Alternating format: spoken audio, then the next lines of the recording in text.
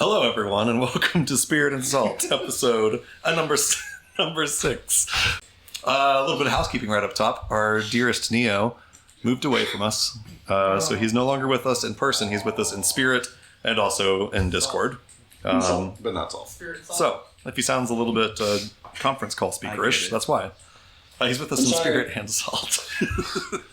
We're going to jump right in. Previously on Spirit and Salt, you guys had rescued Miri from the Rat Kings and recovered some valuables from the wreckage of their hideout. Cadence recovered their ledger book and found a lead on her missing colleague Vanira, who seems to have left Daybreak City for Cherry Falls. You all returned Miri to her family and then split off for the night, making arrangements to meet up at Olga Sinclair's the following day to retrieve the rest of your payment. Overnight, Boss was visited in his dreams by Pratikar, who informed him that Chernaya seems to be preparing to mobilize for war with Gati. Boss, in turn, informed Pratikar that the Scriptorium Vox Ethereum had been lost to mysterious dragon cultists, and that he believes himself to be the only person to escape with his life. The following day, after getting your payment from Olga, you spent the day on your own errands, had some conversations, got to know each other a little bit better. Boss learned that his associate, Philord Grimm, has gone to Hallowhive in search of information about an ancient fiendish kingdom in the Underdark. Bones learned that Vanguard has obtained his radio transmitter and also learned about his relay system. Marble found some clues about what happened at the Sinclair Cup, specifically that Police Chief Lydia Powell had ordered Sadie's car destroyed Peranto in the aftermath. And then also learned about an artificer fighting ring in Cherry Falls, where he and Bones might be able to obtain some rare tinkering parts. Let's see here, what else happened? Ghost spent some time researching the Holy Nuvolarian Church, And Patches attended a meeting with Santi Silenziosi, wherein Don Vittorio killed his son Fungo and placed his daughter Piapini in charge of the gang's operation in Daybreak City, and then tasked Patches personally with retrieving a smuggling shipment from Hallow Hive and bringing it to him, the Don, personally in Puerto Soltera. Truly savage. Truly savage shit. Morisco cooked some dinner for everybody, and then later that night, Patches and Cadence attended a meeting between the Symphony and Santi Silenziosi, where the two gangs essentially agreed to a partnership in controlling the former territory of the Rat Kings. And we kind of left off right around there. You guys had made arrangements to meet up at Patches' place and split up all the spoils and loot and money from the Rat King's headquarters. Above table here, before we started rolling, we did all that. So we're going to jump in as you guys have kind of finished divvying up loot and splitting up money and sort of sorting out who gets what from all the Rat King stuff that you found. So you guys are all currently at Patches' place. And we're going to jump right in there. Before we jump in, a couple little meta errata sort of notes, some storytime cleanup. Last time, I dumped a shitload of lore about the New Valarian Empire, and I got a couple things kind of wrong, so I want to correct them. I told you guys that the New Valarian Empire was founded about 1,000 years ago. That was pretty far off. It was founded about 1,900 years ago. Specifically, it marked the beginning of the Age of Order, AO, as in the current year is 1904 AO. So 1,904 years ago was when the New Valarian Empire was founded. It lasted about 500 years, fell in the year 500 AO. And then Philord Grimm is researching this possession that supposedly happened. I think I had said that happened during the fall of the New Valarian Empire. Not quite right. It actually happened around 1000 AO during the Ocasian Uprising. So minor lore corrections, but wanted to make sure those were all correct before we set them in stone. And then one last thing, Ghost, you spent some time reading through the New Valarian scripture and trying to find some leads on sacred sites or places that you might continue your investigation. Learned about a New Valar, learned about Mount Aran, a place that I kind of forgot about that I'm going to tell you about now. There's a place referred to in the scripture as Altamontium, and that is said to be the site where Akrasiel and his angels left Maior and ascended back to the heavens. Because you rolled a 10 on your history check, you don't know where that place is. You've never heard of Altamontium before. You couldn't find it on a globe. But you have that name as potentially a place that you could go research and see where Altamontium is. That's all my storytime cleanup moments. Inspirations. Morisco, one for your unsolicited seasoning of Patches' fridge full of Italian food. And then one to Marble for I think I have a concussion in the middle of talking about the butterflies. All right, let me move you guys to the map here. You guys are currently at Patches' house. You guys met there at about 10 p.m. and have spent maybe the last hour or so divvying up spoils and handing out magic items. Patches, at this point, you find yourself with a crate of drugs, a bunch of weapons, and a bunch of stuff that basically your compatriots here have tasked you with selling to the gang and bringing them back the money tomorrow. The whole time, just Scraps, a usual day here. Yeah, totally normal stuff. The whole time, Scraps is on the floor playing with Raviolis. They're fighting over a string of something, kind of pulling it back and forth. Was I around when Tommy was talking about how Scraps is his brother? Yeah, you were both in the room for that, yeah. He didn't keep it secret by any means. Alright. So here you guys are in Patch's house with Scraps and Raviolis kind of playing on the floor. It's kind of cramped in here. It's not, I guess there's, 7 of you guys? It's not that bad. And this is the following morning, or still? This is still the same night. Gotcha. And the reason I'm kind of saying it's the same night, unless you guys would like to end this campaign right now, which we can, but I don't want to do that. You guys don't have any reason currently to remain an adventuring party and do a D&D campaign together. So I assume some conversations need to be had about hey, is this goodbye forever, or are we doing a thing together? So that kind of I open the floors to that conversation because otherwise you guys will never see each other again. And then Marble, you had something. Go ahead. Cadence, Yes. I have to go away for a bit. Oh, where are you going? To Cherry Falls. Oh, what do you need from Cherry Falls? There's a tournament there. A robo tournament situation? Mm-hmm. Well, this is great news. I'm on my way to Cherry Falls also. It's eyes light up. Really? Not for the robot tournament, but you know.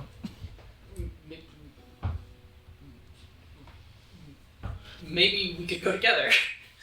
That seems pretty wise. Better than going alone. Yeah. Bones might come too. Excellent. I think Sam will be joining us at least part of the way. So I'll place a world map here so you guys can kind of have some context here for your travels. But before that, I need to talk to Lydia. Yeah, that seems like a good idea. Wrap that up and leave with some peace of mind. Yeah, well, I feel like it's gonna lead me to another clue. It certainly will. There's no way Lydia did that of her own volition. You think so? Yes, I don't think Lydia did that on her own. Do you know her? Work associates, I suppose. If you're asking whether I can talk to her, I think I can make that happen. I would. Yes. This proof that she did it in a hurry. Do you have proof that she did it in a hurry?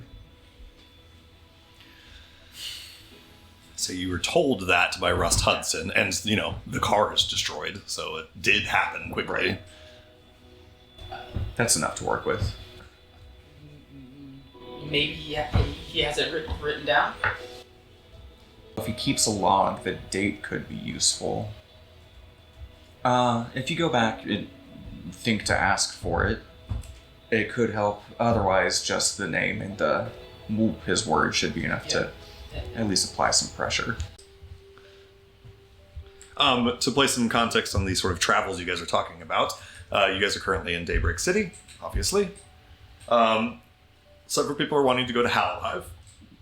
The way to get to Hallowhive from Daybreak City is to take a train to the city of Prospect. That's going to be about a 20-hour train ride, so about a one-day sort of affair with probably an overnight somewhere in there. From Prospect, and probably Ghost is the one who knows this in character, there's not super direct infrastructure to get you down to Hallowhive. It's kind of like a trek through. It's a little bit. You kind of need like a Sherpa almost. It's kind of a dangerous trek through the Underdark to get to Hallowhive. There's not great infrastructure for it. There's not a train or a road or something. So that's kind of what your journey to Hallowhive is going to look like. And then Cherry Falls is maybe about a 36-ish hour train ride from Daybreak City, kind of further down to the west coast. In theory, you could kind of do a stop at Hallowhive / Prospect on the way to Cherry Falls. It's not directly on the way, but it's not a huge detour. Obviously, the bigger detour would be then taking however many days to get down to Hallowhive and back up and all that stuff, and however much time you spend down there. But go ahead, Marble. I know we kind of talked about a little bit of Hallowhive and its use of crystals for ether crystals. I know that they obviously have the crystals to use store. That's not salt though, right? They don't do salt. Correct. They do have salt down there. They have ether salt. They are a salt exporter more than anything else. So yes, kind of. So if I went there, it would be cheaper to buy it directly from there than it shipped into a city. It would. Yes, okay. It would. I'm mostly just trying to make a tie for Marble's just I can get a shit. Yeah. No, there's plenty of reason why Marble would want to go there. If nothing else, the interest of it. You're an ether salt guy, and ether salt.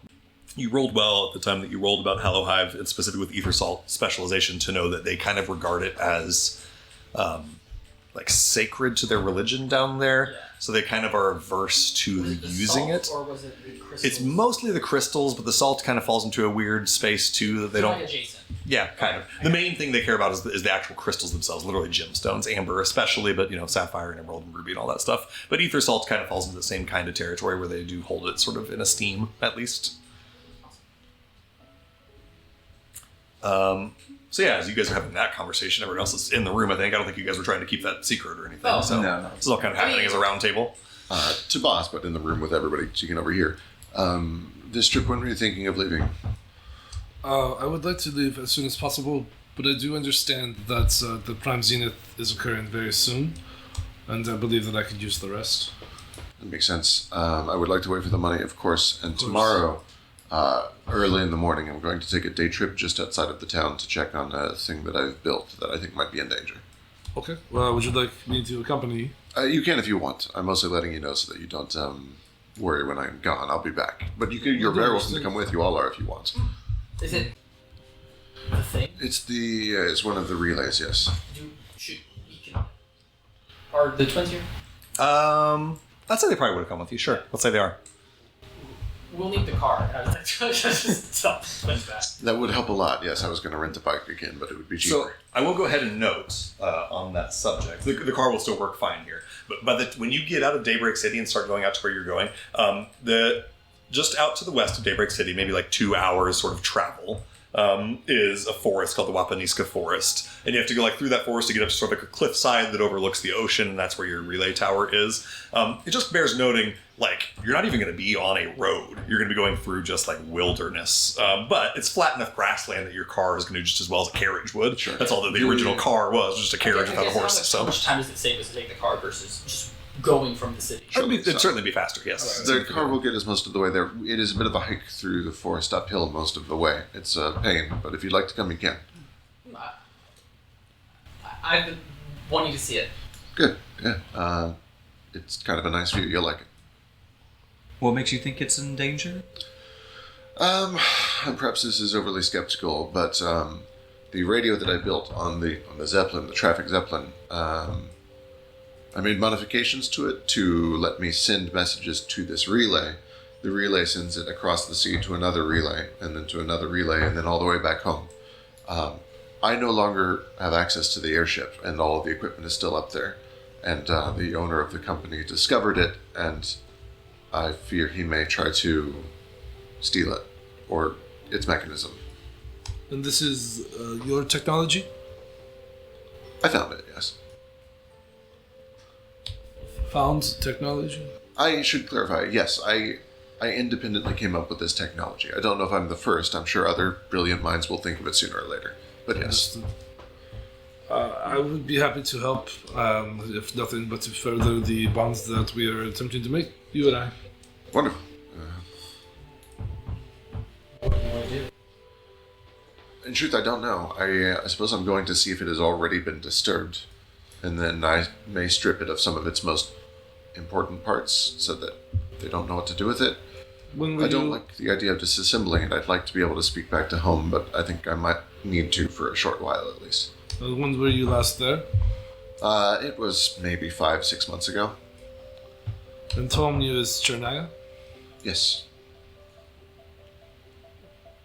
It may be better to relocate it someplace closer to home. Certainly. Would that I could. It's, I have poured concrete. It's somewhat permanent. I could make a new one, of course, but that would cost me money, time.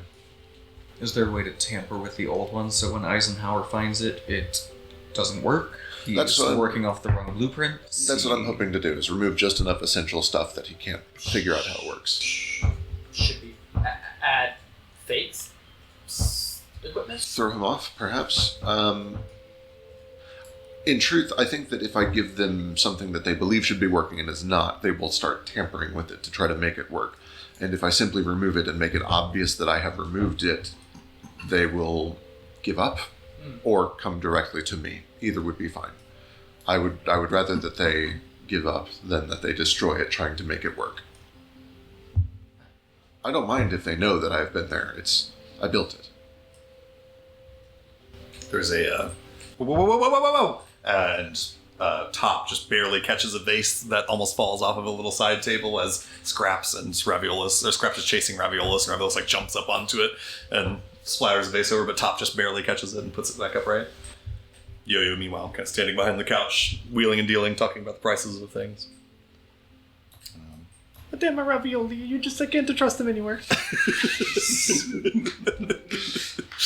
They're just so slippery.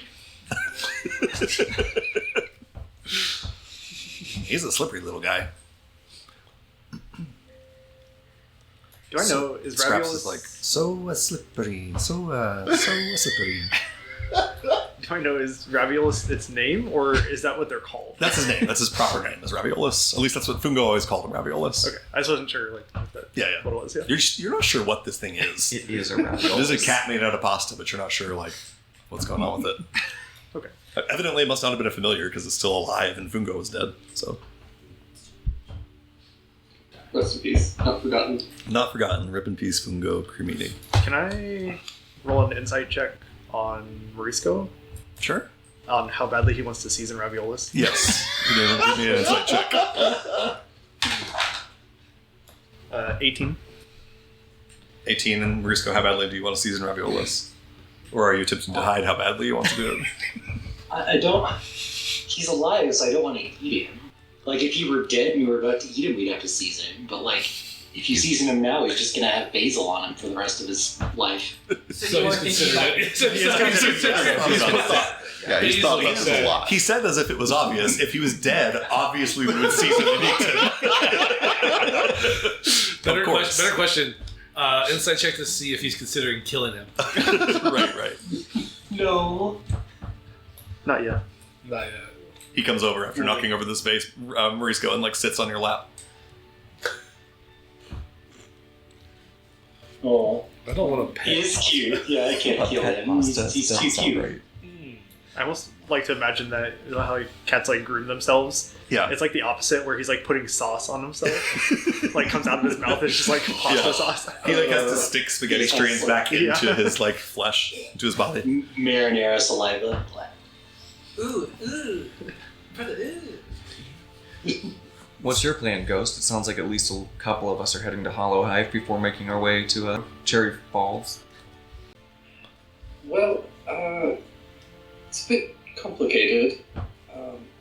I was hoping to possibly head further north up to Nubalar, but I have some more research to do first. But in the meantime, I would be happy to accompany you all to Hollow Hive, show you around. I would like to say that your knowledge of the Hollow Hive would be very beneficial to me. As I seek my friend Grim, who is last known to be venturing towards the Citadel, I assume that you are quite familiar. Somewhat, yes. I know plenty of people there. I'm sure we can track them down. I would be in great appreciation. Of course. I will... Somewhat complicated, but I will warn you all that the Hollow Hive is in a bit of a state at the moment. State. Yes, so, unlike you all, you have your sun, which descends from the sky and casts night upon all of you. Hollow Hive is perpetually illuminated by the lamp. It's an artifact given from the gods, which is heavily worshipped by my people. Recently, there was what we've been referring to as an eclipse. The lamp, it went out. It cast the entire verdant path in darkness for several minutes, and since then, it returned. The light returned shortly after, but since then, people have been in a bit of a state of panic. Understandable.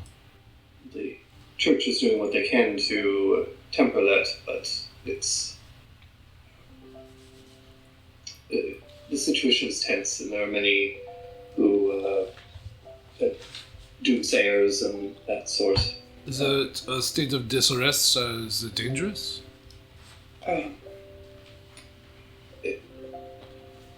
More dangerous than usual, but it's still a fairly peaceful place. Just a good time to keep your heads down. I was going to say, it can't be more dangerous than us remaining here in this city for the next week after what we've done in the past 48 hours. I just agree with that. Very true. I think that all of us should probably not be in this town and maybe stay together or at least with others so that you're not alone. there will be stragglers of these rats that come looking for us. Agreed. I would like to say once again that I find it very urgent that I proceed to Hollow Hive. I do understand that we are going to wait for our money, and I will assist you in your venture tomorrow. And with this ghost, I would also like to extend my offer to assist you in any further venture you have, if you can assist in guiding me through the Hollow Hive. With happy to. With that, I do have one more question. With the state of unrest, is the Citadel and its occupants in any danger more than prior? No, the Citadel is much more. It's less connected with the church. I think they have a more vested interest in the academic side of things. So it should be relatively safe, especially compared to some of the temples and that sort. The Doomsayers aren't concerned that the Citadel and its occupants potentially caused this eclipse? I'll give you some context here, Ghost. There has been a lot, as you state, since the eclipse, things have gotten a little fucky in Hollow Hive.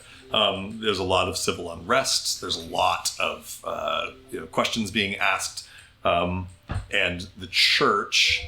Hollow Hive is a theocracy, not literally ruled by a god, but governed by the church. It is kind of a weird hybrid situation where it is a monarchy, like a hereditary monarchy, even, but it is. The church's law and commandments kind of coincide with the state's legal structure. All of that to say, there has been some friction, a little bit, between the Citadel and the church over the last 2 or 3 months since the eclipse.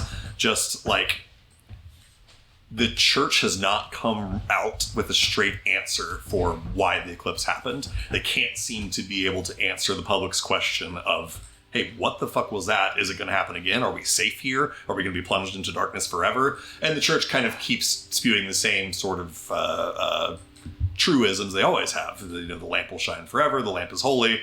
All of the commandments of the Xanthian church. Anyway, all that to say that, there has always been a little bit of tension between the Citadel and the church, where the Citadel has been engaged in more, quote unquote, worldliness. They've established this sort of trade or exchange system, exchange student program with the Surface, where they bring in the students from the Surface and send to the Surface students from Hollow Hive. And they, I guess I'll say that you would know that the church hasn't officially proclaimed that the worldliness of the Citadel and those of their ilk are responsible for the eclipse, but it certainly has been a subtext that people have sort of inferred, I'll say. Right. Is this information I would know with the Geopolitics Academia? Go ahead and roll a history check. It's going to be tough just because it happened so recently, but there's a chance that you heard about it. Not the eclipse. I want to play that I don't know. Understood. What you just said about the contention between the Citadel and Yeah. Give me a history check and apply your geopolitics lore.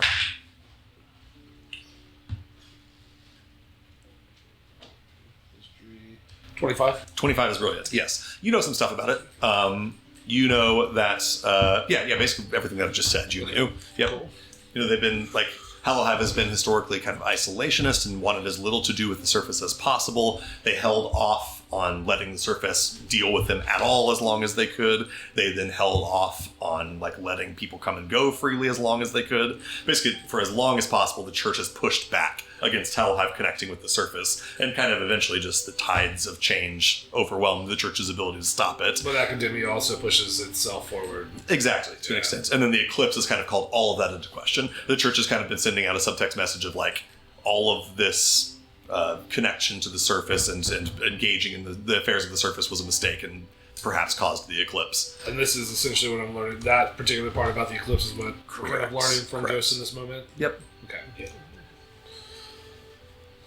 So yes, there's always been some friction between the church and the Citadel, but I think that if they have gone to the Citadel will keep them safe. Okay, well, I'm more than eager to leave. As I did state, have calls to wait for the Prime Zenith to rest and reestablish my mana, but Yep. I would like to, find somewhere comfortable to rest for the next day before we leave. Just to contextualize on the calendar here, it is currently the 22nd of Sprouts. It's almost bedtime, so it's about to be the 23rd of Sprouts. On the morning of the 25th of Sprouts will be the next Prime Zenith. And then it happens on every 5's day and every 10's day. By the way, guys, there's a calendar page on the lore wiki pinned over in Discord, so there's that stuff if you want it. I ain't looking at that. Don't do it. I'm just saying, for our friends at home. You're not allowed to look at it. You had all the names in Sabda too. Right. It's metagaming if you look at it. Right. Your character can't know what the world's calendar is or what day it is. I'm not from here. I can't look at that. Cool. So it sounds like a bunch of you have plans to go to Hallow Hive. Since maybe Marble and Cadence still have their own. Or are you guys going to Hallow Hive too? Sorry, I'm going to be stopping at Hallow Hive on the way. I'm helping Sam look for somebody, and once we find him, he's going to help me find who I'm looking for down in Cherry Falls. Oh, I guess that's what join you. That would be ideal. Bam, problem solved. Lovely. So you guys have plans to be a group for a little while. Wait, Still unsure how Patches, yeah. Patches has to go to Patches Hallow has to Hive. go to- I guess you guys don't know that, but Yes, Patches I does have have to no go to idea. Hallow Hive. Right, we only know that out of character. If you pay me money, I'll go with you. Patches, thank you for moving all of this equipment. It's been very helpful. It was great to know you. I'm so glad I met you when I did. I guess I will see you later. Yeah, I Get out of my house. It sounds like a lot of us are going to Hallow Hive. Oh, I mean, Not get out of my house. I think that's our first Patches. Oh, yeah. You guys see as Patches is talking that Scraps is standing right next to him, kind of looking up at him to make sure he does like the same body language. He's like practicing holding his shoulders the way Patches does. And I like notice him and I start doing the like Italian hand thing a yeah, little he bit starts too. kind of yeah. practicing it too. As soon as Scraps starts doing the Italian hand, Raviola starts like swatting at it from Maurice's lap. Wait, can I tell what a raviolis is filled with? Is he filled with meat or spinach or cheese or You know what? blood? I am going to ask you to make me a perception or investigation check and apply your cooking lore. Do we need to know? Can I insight him again? He's some basic guys. He's holding him up to a lamp to like see through. I like to imagine he's got a tasting spoon and he's just taking a taste. Smell his mouth. You like look over and he's just like licking him. Like, what? It's a creature. 21's very good. You go and you're just like kind of petting Raviolis. Raviolis seems amenable to that. His eyes are sort of drifting a little bit as he starts to kind of get comfortable in your lap. But then you got to go to sort of like part the spaghetti on the back of Raviolis' back to see if you can figure out what's under there. And what you see, at least under kind of the first layer, is just more spaghetti. But then Raviolis reacts very poorly to this. He like hisses at you and does the thing like if you like scratch a cat on the butt that doesn't like it, it like turns around and swats at you really quick and kind of scratches you. You see that his claws are like little garlic nibs that are super super sharp. He like scratches you with his claws and hops off your lap as soon as you try to like part his spaghetti and see what's beneath. Part his spaghetti and see what's beneath. A sentence that shouldn't have never been said. Some fucking Chuck Tingle shit. Yeah. Title of the episode found it. Part of the spaghetti. Goes and hides underneath the table now. Also, this cat would be very, very beneficial to have around vampires. For Start sure. scratching vampires. Vampire Scratch just dead. So, I heard that some of you are going to a Hallow Hive. That is the plan, yeah. I mean, and I'll like reach into my pocket and I'll pull out my to-do list. Yeah. Is it covered in blood? It's got some blood on it. So he holds up a list that is Well, yeah, crumpled up I piece of paper that's been uncrumpled. Yeah, and It's I got start some like blood spilled on I it. start like reading it out loud, like kind of to myself, just like, okay, get the money from a Toots. Bribe a research. Oh wait, wrong side. And I like flip it over. Which means now we can just see your lips. Right. Can I read it? Give me a perception check. Yes, please. Yeah, I'm gonna try to read it too. You if I have can. equalize now. Investigation's also fine. Let's do it. I assume that. I mean, Wait, do we have the equalizer or is that tomorrow? I do. That is tomorrow still technically. We haven't Oh, had a we chance haven't to done buy 'em shopping yet. yet. Oh, damn. If it's worse than my passive, do I use my 15. He's passive? passive, yeah. 15. 15. 17. Oh, yeah, passive. 18 and 17. Investigation. On an 18 and 17, I would say you can't really make out much of it. So there's like 5 items on this list. The first 4 are crossed out, and you can't see what's been crossed out. But you do see underneath, Brian Marble Pendleton is not crossed out, the last item on the list. Hilarious. And then you can make out the crossed out items too. Yeah, yeah. Which I don't know if you knew all those details yet. You see that he Probably bribed not. Sadie. I and- can definitely see it. I'm like, oh, he did it in the wrong order. Right, right. Do I know he did it in the wrong order? I feel like I'm not. Yeah, it seems reasonable, yeah. But yes, according to my list here, I also have to go to Hello Hive. So I Yeah. mean, if you don't mind me tagging along. I'm certain that we're fine with that. If you don't mind, who gave you this list?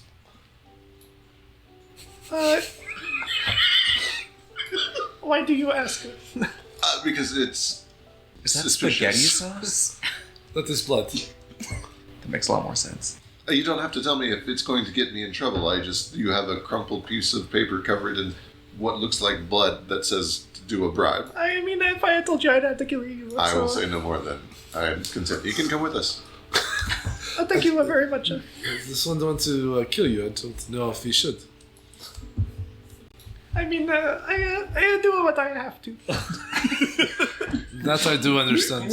You know, I mean, like I mentioned before, a wet work, a dry work, I do it all. Scrap says he's not messing around. He'll do what he has to. He's not messing around. He'll do it if he has to. Who is this child? I'm saying, Good job, Scraps. in all my downtime, I'm keeping an eye on. Not like a keeping an eye on, but I keep looking over at Scraps, I guess. Same. Yeah. I can't For stop. sure, roll me a perception check. I can't stop looking at Scraps. Yeah, he's this adorable little lad, maybe 11 Like, years it's old. also or just so. more concerned. Like, what is this child doing here? Right.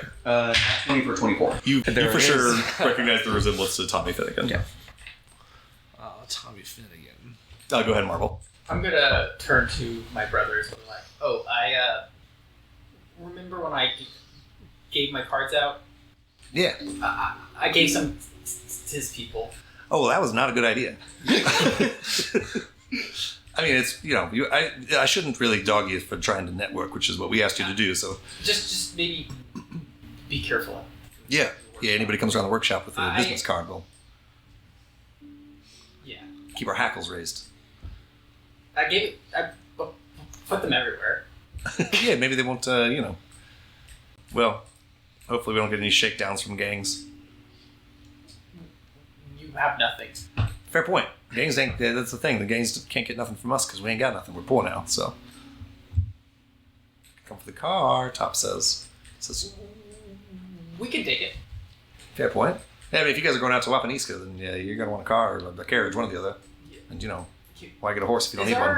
Is this car able to, have a trailer behind it? Because we are not all going to fit in that car. Also, are we getting on a train at some point? Or are you talking about just for this day trip? Yes, it's the day trip, yes. The car, so to get, this car won't be able to make it to Hollow Hive. Prospect, to Hollow Hive.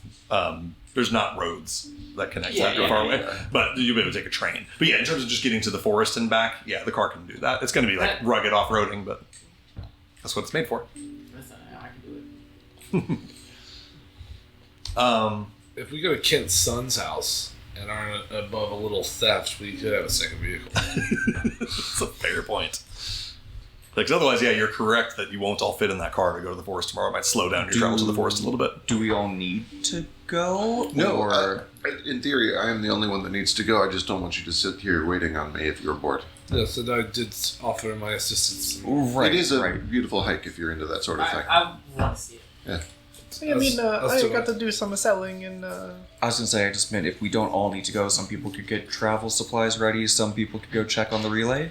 A shopping party. And before we leave, I should see my parents. Yeah, we should do that too. Are Yes. you? Yeah. Have I well, met your parents? I know about you them. have not met my parents yet. Yeah, that's a good idea. If you're going to leave town, we should definitely maybe see if they can do a dinner or something. Yeah. Go ahead, Bones. Okay, I'm doing some looking. I need to look up. We had started working on a new transmitter. Are the crystal scales enough to finish that? Just another. Oh, you found there's like a full radio transmitter. Right. Essentially, what I'm looking for is, can I go to this relay with the one that I've just built, send one last message and say I need to deactivate this for a little while?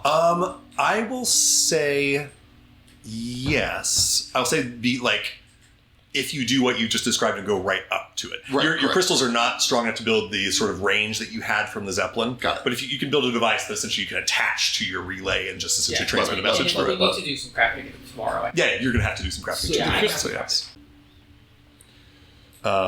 Okay. It gets to be maybe close to midnight or so. I assume at some point you guys split off for the evening and maybe Boss meet is up ready. tomorrow afternoon to get your money from Patches and then do what you're going to do. Morisco, are you staying here? Are we going to go back to the hotel that we've had? That is fine with me. I wasn't sure what was going on. You were talking to Cadence and Bones about the employers now. Did I do something wrong, or? No, of course not. No, of course not. I just assumed that you and I were going to be in this together for some time. Oh, okay. That's good then. I'm sorry. No, I'm sorry if I offended. I had no intention. I just was looking for more power, more manpower, so to speak. But that makes sense. Works for me. They seem like good people enough. I just need to go see Mr. Nicole's still in Talahide. He might not be, but it's the lead I've got. That's yes. Tag along if you guys need a ship. Yes, I've always. Yes, and I will do what I can to help you procure more ingredients. To a certain extent, he gives a bit of a wink. But yes, I would be happy for you to continue to accompany me, and I will accompany you and help you in all stages. That sounds good. You to a certain extent, huh? I see. Yeah, and I just kind of like nudge your bag. Well, don't worry. I don't use ingredients without asking people, so it'll be fine. Whenever you do decide to make that special dish, you let me know. See, of course, yes. Cadence, go ahead. Not a big deal. Just before everybody separates for the night, can I find a little moment to talk to Scraps? Yeah, sure. At some point, while I was kind of unwinding for the night and sort of, getting ready to take off for the evening. He kind of on the floor gets down underneath the table and fishes Raviolis out, and then just kind of walking around, petting him. Kind of goes up towards the front door. Yeah, I'll walk over behind him. Hey, kid. Oh, hey. What's up? Not much. I got something for you if you want it. And I'll hold out a scale, Yeah. like the one I gave Tommy. Yeah. He looks at it, and his eyes kind of widen and kind of sparkle, and Yeah. he starts to he sets Raviolis down on the ground, and then starts to reach for it, and then kind of stops and looks back to Patches with a is this okay sort of look on his face. I'll just nod. All right. He smiles and reaches up and takes it and says, "Wow, this is amazing. Thank you. Absolutely. Genuine dragon scale. Where did you get genuine dragon scale?" You'll find out when you're older. It matches the one your brother has. He his eyes sort of fall down to the sides. He says, "Oh, yeah, you must be you must have been mistaken for somebody else. I don't have any brothers." Oh, That could be, but you look like the person I'm thinking of. I'm gonna go upstairs. And he leans down to pick up Raviolis. He says, I think Raviolis is hungry, so I'm gonna go feed Raviolis. I'll lean down before he leans and just put a hand on his shoulder. Yeah. Look, I'm not gonna pry. Your business is your business. I just want you to know that Tommy loves you, and that's a rare thing, and you shouldn't throw it away. He looks at you and roll me an insight check. 17. 17.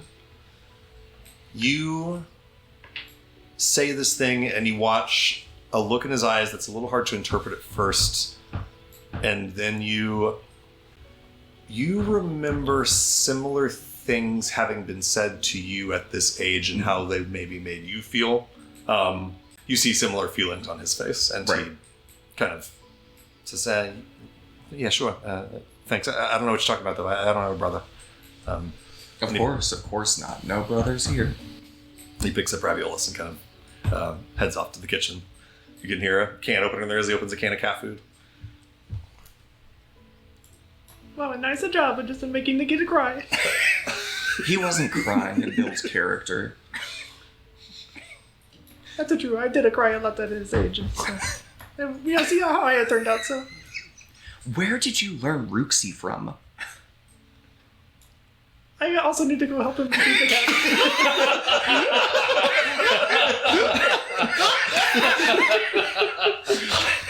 I'll just walk into the kitchen too.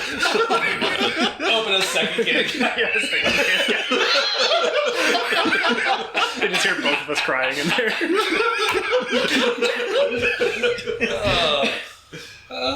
Scraps goes, man, who is she? She's terrible.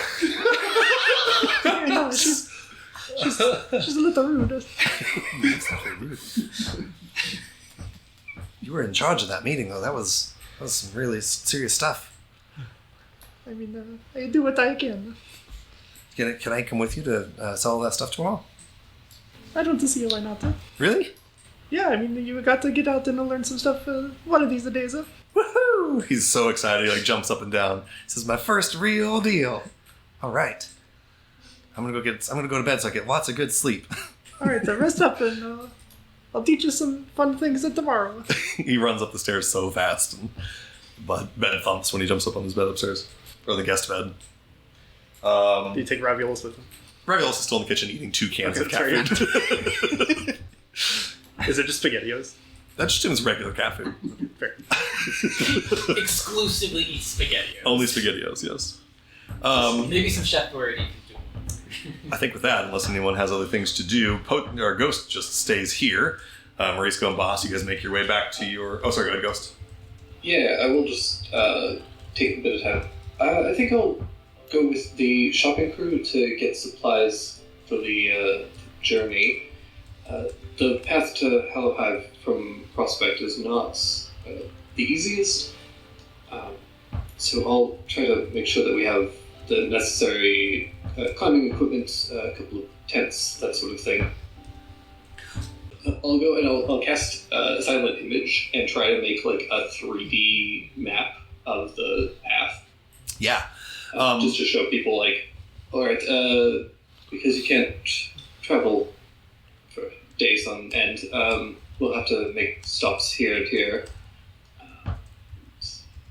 Yeah, they'll just fill people in on the path and everything. Yeah, you show them the path down there. You basically, what you know is that from Prospect down to Hallowhive, or Hallowhive up to Prospect, however you want to slice it, is only about a 1-day-ish journey. Well, that's probably not true. It takes about 2 by the time you rest in the middle of there. You could do it in 1 day if you pressed through exhaustion, but probably with the rest, 2 days. And you would know that, like, even natives of Hallowhive generally get like a Sherpa to lead them to the surface, and vice versa, because it's not there's not like one set path. It's kind of like an anthill. There's just like tunnels and paths that lead all over the place that are bored by the giant worms that sort of end up also being like the trained transportation system of Hallowhive. The point being, the same path is not always safe. You need someone who's like a mountaineer of that region to sort of lead you down the paths that are currently safe today. And the paths are also like changing frequently. So you show them a map of the path that you were led on. You're not sure if you'll be taking down the same path, but you're pretty sure it'll take about the same amount of time. So you can give them all those details. Cool. So it sounds like the plan is meet back up here tomorrow at like noon, split up the money, and then some people are going to the forest and some people are staying in Daybreak City doing some shopping and prep. Cool. I think so. Well, just Is kind of like tomorrow- pushes like, oh, if we can do it at 9, that'd be better. But like, he's not going to Right. too much yet. Understood. Is tomorrow our last day in DC? Do we have one more? Tomorrow's the 23rd. You get a Prime Zenith on the 25th. Okay, So so in yeah, theory, you have 2 perfect. days in Daybreak City if you're waiting for the 25th. I just have stuff to do that I probably can't Understood. get done in 1 day. So you guys all end up back in your places of rest. I assume that Bones heads back to the Pendleton place where he's been staying. Ghost stays with Patches. Cadence to her own apartment. Mauricio and Boss to their hotel. And you guys all turn in for the night. The night's sleep goes uneventfully. In the morning, you guys can mark down a zenith, a regular zenith, a short rest. As we move to the morning of the 23rd of Sprouts. Go ahead, Marvel. I just haven't wanted to do it in the morning. Okay, sure. But Yeah. I think it's like, probably pretty early. I'll Yeah. go over to Sergey's. Yeah, we'll jump to you first since you're still here.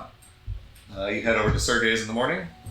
The twins say, we're going to stay home this time. We got some paperwork to do, get things kind of sorted, so see you in a bit. Yeah.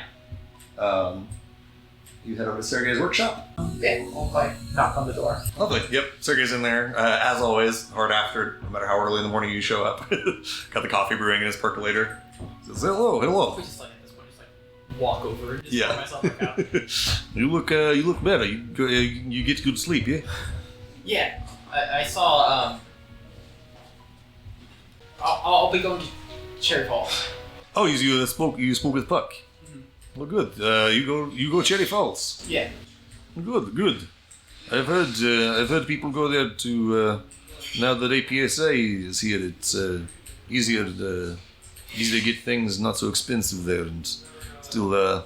Puck says he's not doing the fights for a while. He lay low, so. Yeah. Before that, I'm going to Hollow Hive. Oh, the Hollow Hive. Let's see what he knows about Hollow Hive. Let me roll some dice. Interesting.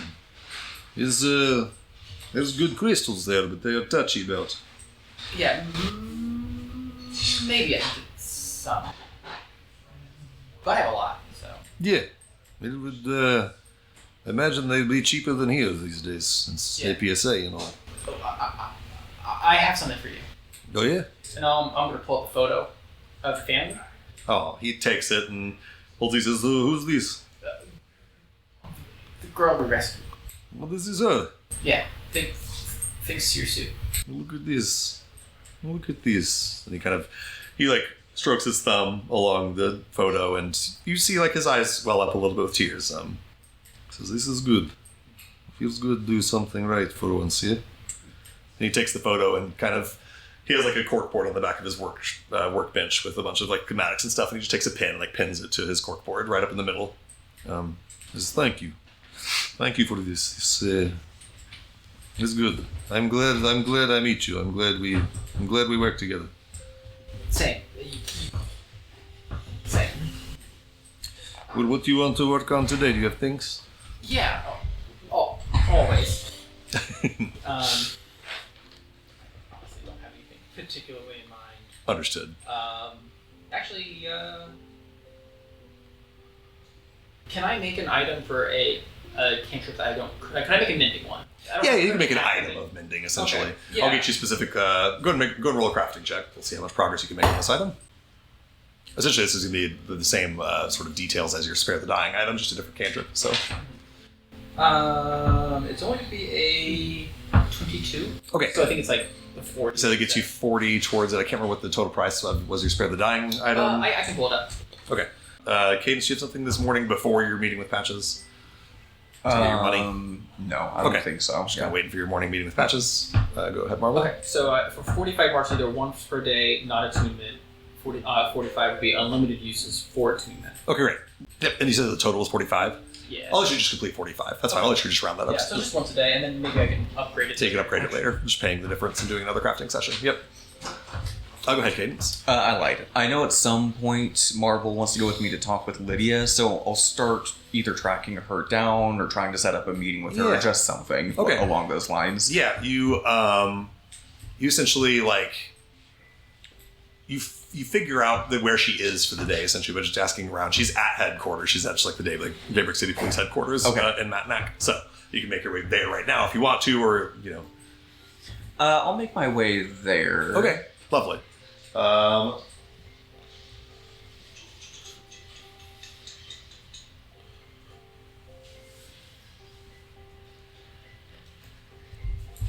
You step into the front doors of the Daybreak City police station, police headquarters. There's an officer sitting behind the desk that seems to be working a sort of administrative role today. Says, "Can I help?" Yes, is Miss Powell in today? He kind of looks over his shoulder behind him and at an office back there. So she's here. Looks like the door's closed right now. She may be in on something. I can ask.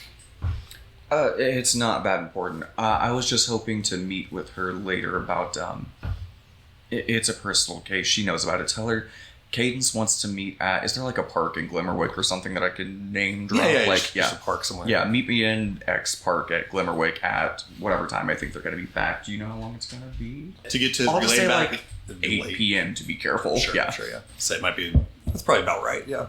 He looks a little, like, confused for a second, but he says, yeah, I'll pass that along. I'm sorry, I know it's a little unusual, but just drop my name. She'll know what it's about. Sure. Sure thing. This guy seems a little green, like he doesn't understand what's going on here just yet. He will someday. Cool. So you set that sort of meeting up for later and depart the headquarters. I'll come back to the workshop, or were you done at the workshop? Or were you doing anything else besides just working on that item, I should say? I'm just meeting up with Bones. Understood. We're going out there. I just wanted to get some crafting done. Yep, got it. Photo. Let's see here.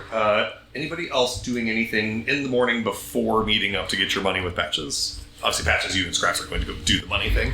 So let's do that. Jump up to Patches. Patches, in the morning, Scraps is, when you walk down the stairs from waking up, Scraps is down there, breakfast cooked, sitting on the table, wearing his, like, nicest clothes. He's got his crimson bow tie tied ever just right.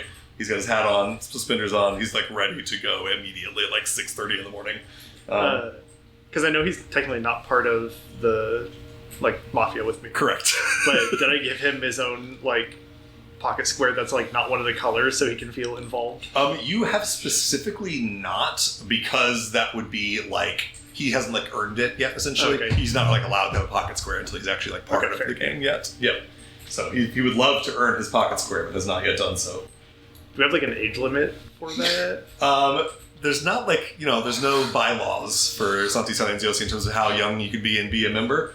Give me a history check and apply your mafia lore.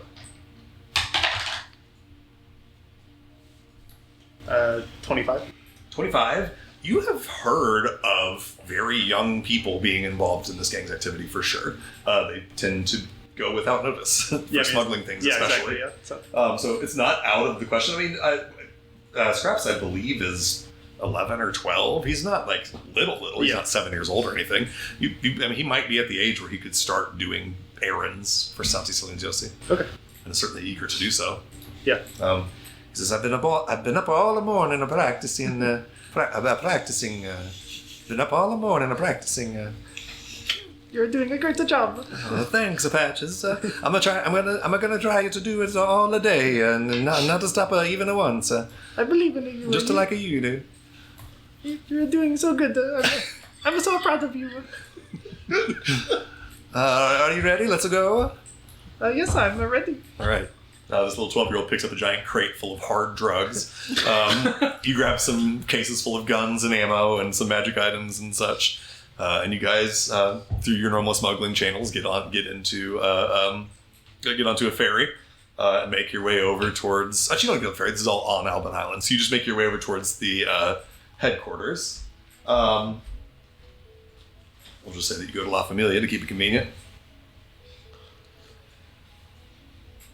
Let's get. And have I, like, taken him in here before? He has been in here with you before. I guess, like, does everyone know that I'm kind of trying to, like... Yeah. Okay. And, like... Grooming a child, Porco is against it in the strongest terms and thinks you're fucking crazy and stupid. Basilico is warmer to the idea. He's like, more hands, less work, and if he learns from a young age, he could be better at this than we are.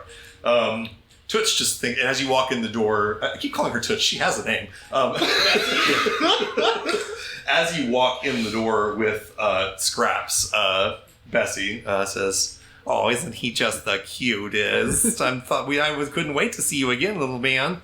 And Scraps says, "That's a very good to see you, Toots." I'll kind of, like, give him a look and be like, "No, you would don't call her a toots." Oh, sorry, ma'am. It's very good to see you, Mrs. Darkwater. That's much better. You got to remember to respect your elders. Respect to your elders. He looks over to see someone that he has not ever seen before and who has never seen him before. Piopini Cremini, the new boss of Sante Silenziosi, who is sitting, leans forward in her chair looking over some papers, hand to her cheek, furrowed brow, very confused about this child being brought in here with you. But everyone else seems to recognize him, so she kind of doesn't say anything at the moment, just kind of observes.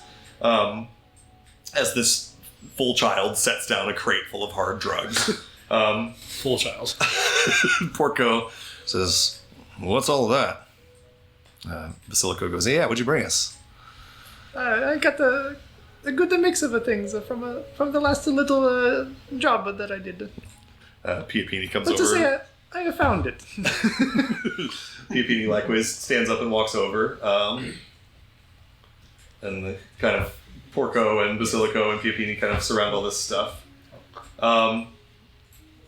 Piopini, as she looks over these crates as you're opening with all these drugs, there's Big Shot in here, there's Bumble, there's Slumberjack, there's all kinds of stuff, and all these guns and ammo. She kind of gestures with two fingers towards Bessie, who kind of grabs her ledger book and steps over with her book and starts jotting stuff down, and Piopini says, "So what is it you're looking to do with this stuff? Just, this is a donation?" Not a full donation. I mean, I can take a little off. But my associates that helped with the little dragon problem we had, I do need to pay them. The last thing we need is new enemies.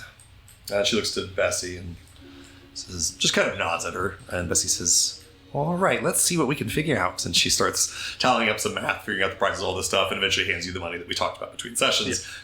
Heads back to the safe and opens it up and hands you a couple big stacks of cash. She brings the cash, and then she sees Scraps and says, "Here you go, little man." And hands, again, this child, giant stacks of cash that he takes for these drugs and weapons. Literal blood money. He says, "Thank you very much. It's a pleasure to meet you, ma'am." And he waves at Piopini, and Piopini says, "Sure." She looks at you, Patch, says, "This you'll have to explain to me at some point." Oh, yes, sir. we will talk about it. Right. With that, Bessie heads back to her desk and starts jotting down some more numbers. Porco likewise goes and sits back down at his table. Basilico kind of claps you on the shoulder and says, "Hey, good work out there, Patches. This is good stuff." I appreciate it. I got to pay back my debt somehow. He says, when you go in for your sort of your errand, your little vacation." It's one of the next couple of days. Just got to tie up a few loose ends, and Sure then thing. head on out. All right then. Well, you take care of yourself. Big boy job. Oh yes, it's the biggest one I've done yet, but I got a much better to-do list now. So You graduate into the big leagues. You'll like Practice Solterra. It's beautiful there. Good food. so I've heard. Definitely hasn't heard. Absolutely not.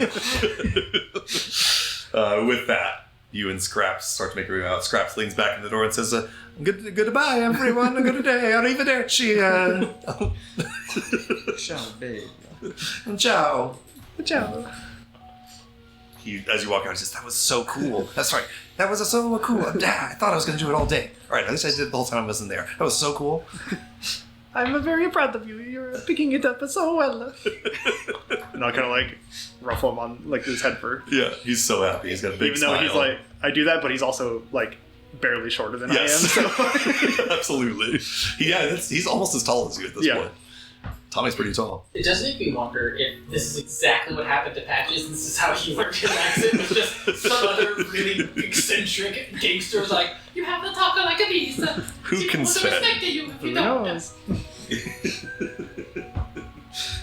With that, I think unless anybody else had anything they wanted to do in the morning before meeting back up to get your dollars, you guys around maybe 11 a.m. or so reconvene at Patch's place, who now has a bunch of cash to distribute to you guys so that you can do your magic item shopping that we've kind of done between sessions, but we'll play some of that out here in sessions too.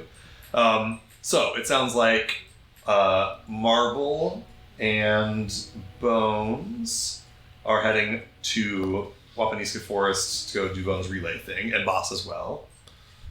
I'll try. Sounds good. That works well because the four of you can fit into the car. Also, Scrap stays home. Shotgun. I hold my shotgun though. Shotgun. Is he threatening to shoot us? Thus, therefore, the invention of shotgun came to be. He invented it. A giant alpha man threatened to kill his friends. Well, potential friends. Everyone's like, I want the front seat, I want the front seat. Boss just comes in shotgun. Don't even say it, just cocks it. All right.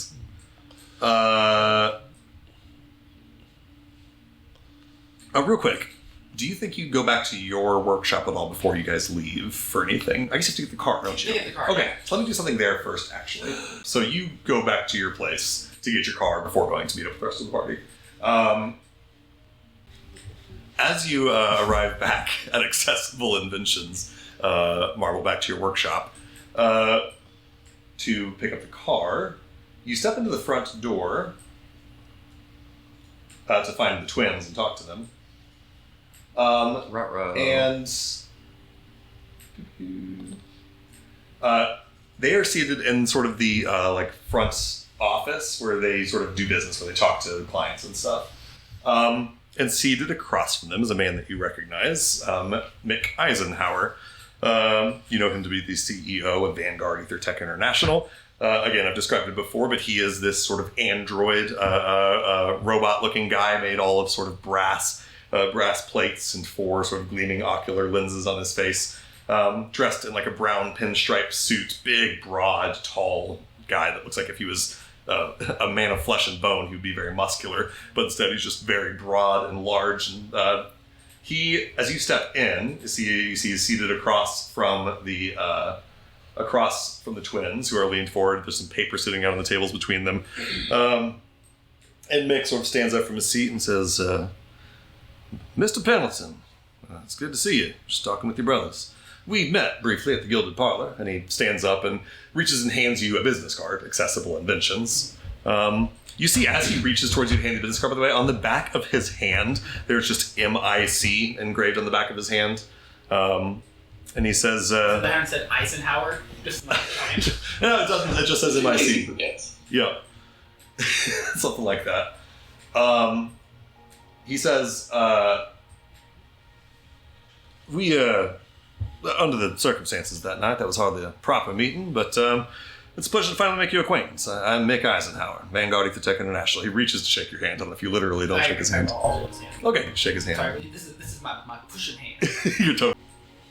He says, I am here today because I am impressed with your work, Mr. Pendleton. That suit of armor that you used to thwart those scoundrels was a marvelous invention.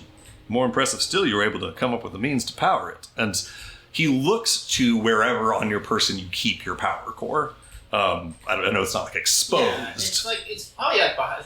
Usually it's on the back of his belt, so it's probably like kind of behind his jacket. Yep, you see his eyes just go to kind of your belt.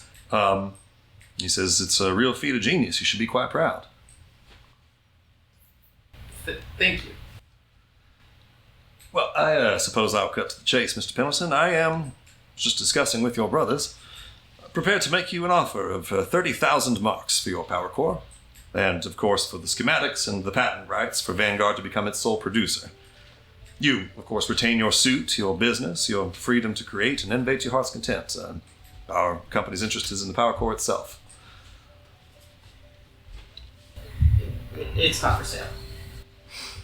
He kind of leans back in his seat that he's sat back down in at this point and says, I am sorry to hear that, Mr. Pendleton, but I do hope that this could be a conversation. I am a creator myself, so I understand how hard it can be to part with something that you've created. It's like letting go of a child in a way. But I would just urge you to consider very carefully what this money could mean for you, for your family, for your business. Imagine what 30,000 marks could do for the future of Accessible Inventions and all the people that would benefit from your continued success. I'll think about it. I'm afraid this is an offer I can only make today. I will no longer be in town. Have some reasons to get back where I came from. Far from home myself.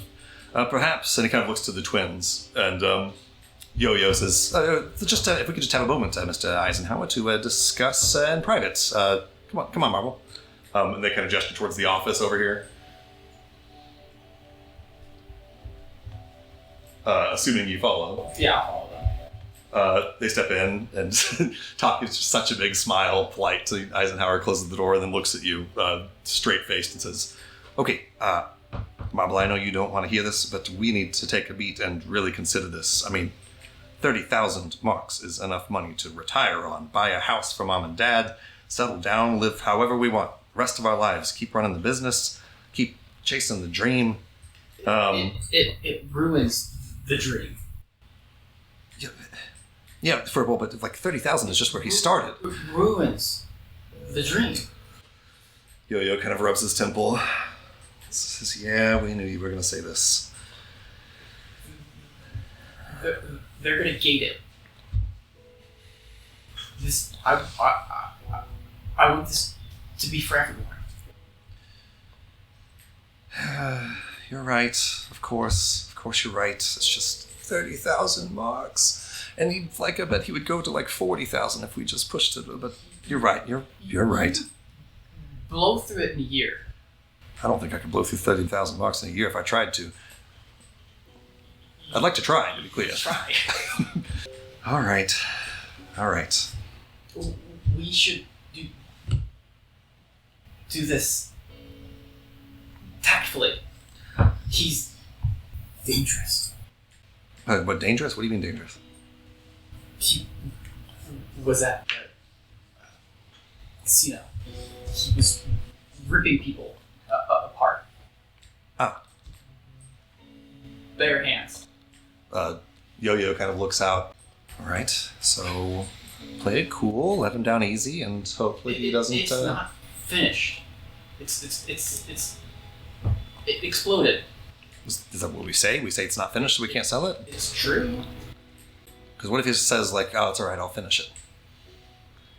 Like, you don't think he's literally going to, like, crush our fucking skulls, do you? He's not that kind of... No. Okay.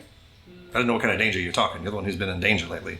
You came home fucking concussed and covered in blood, so I don't know what we're dealing with here. Yeah. As you look out the window towards Mick, please roll me a investigation check with advantage and apply your lore skill for your lore bonus.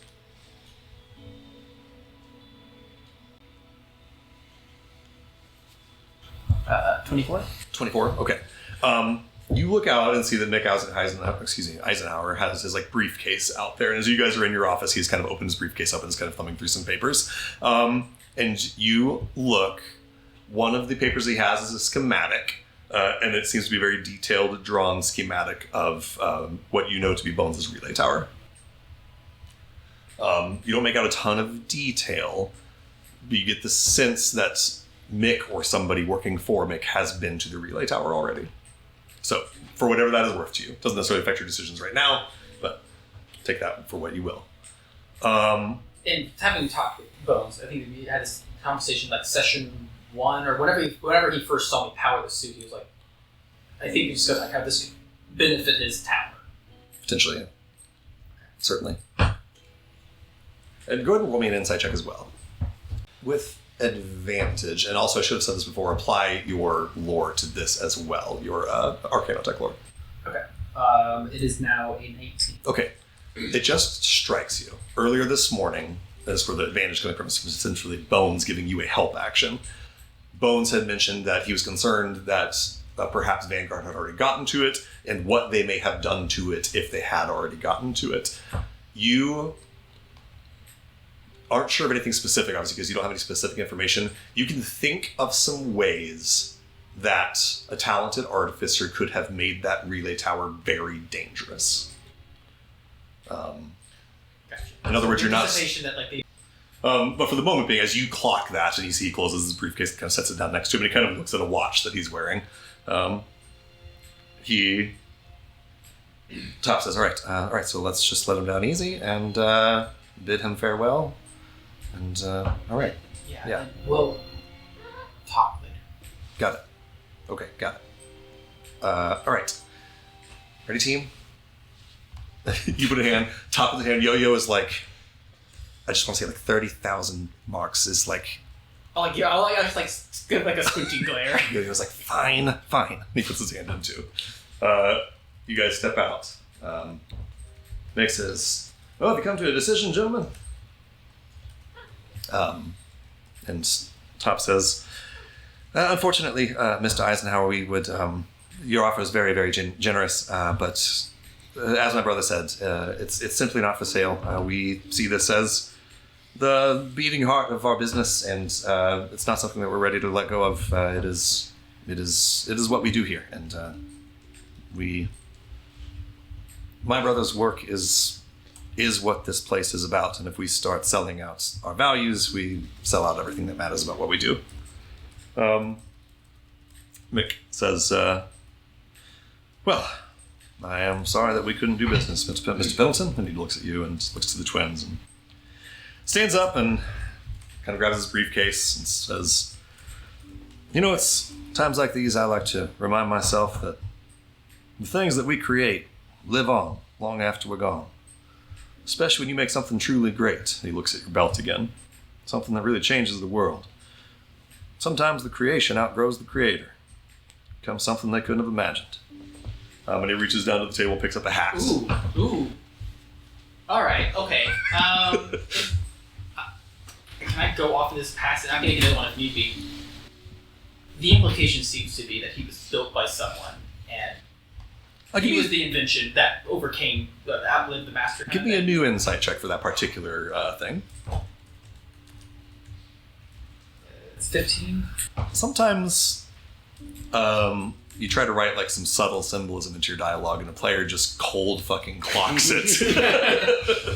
Yeah, very reasonable assumption.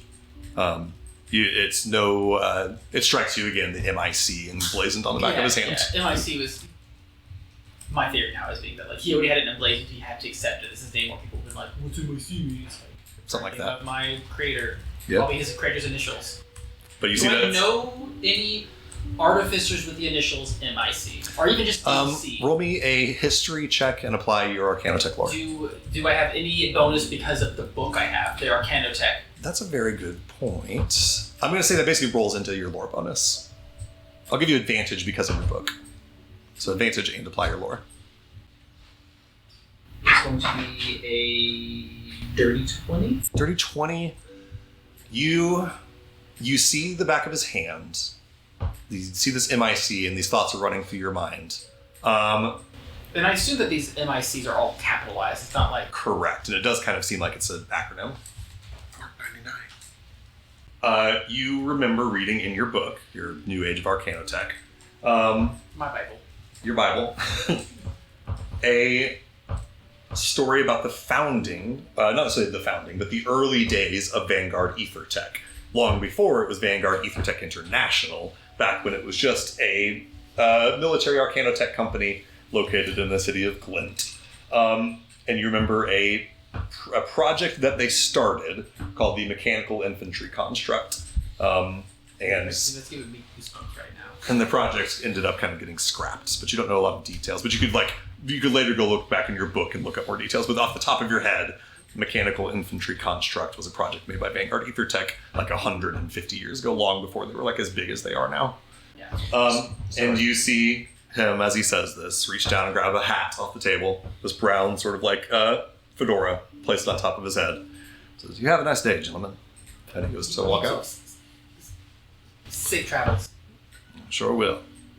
And he steps out of the door. There's a ringing of the door as it closes. I'll like wait a few seconds to hear the pop right now. Yeah, Top and you both like double over, hands on their knees. Top was like, that was a fucking villain monologue. Okay, that's a villain monologue. I thought he was gonna crush our skulls for sure. You shouldn't have put that in my head. I thought for sure he was gonna crush our skulls. I like instantly pulled the book out and just saw it on the desk, and I just start flipping for that page. Yeah. You thumb towards the start of the book where it talks about back in 1854 AO, so 150 years ago. At the time, small little Arcanotech company.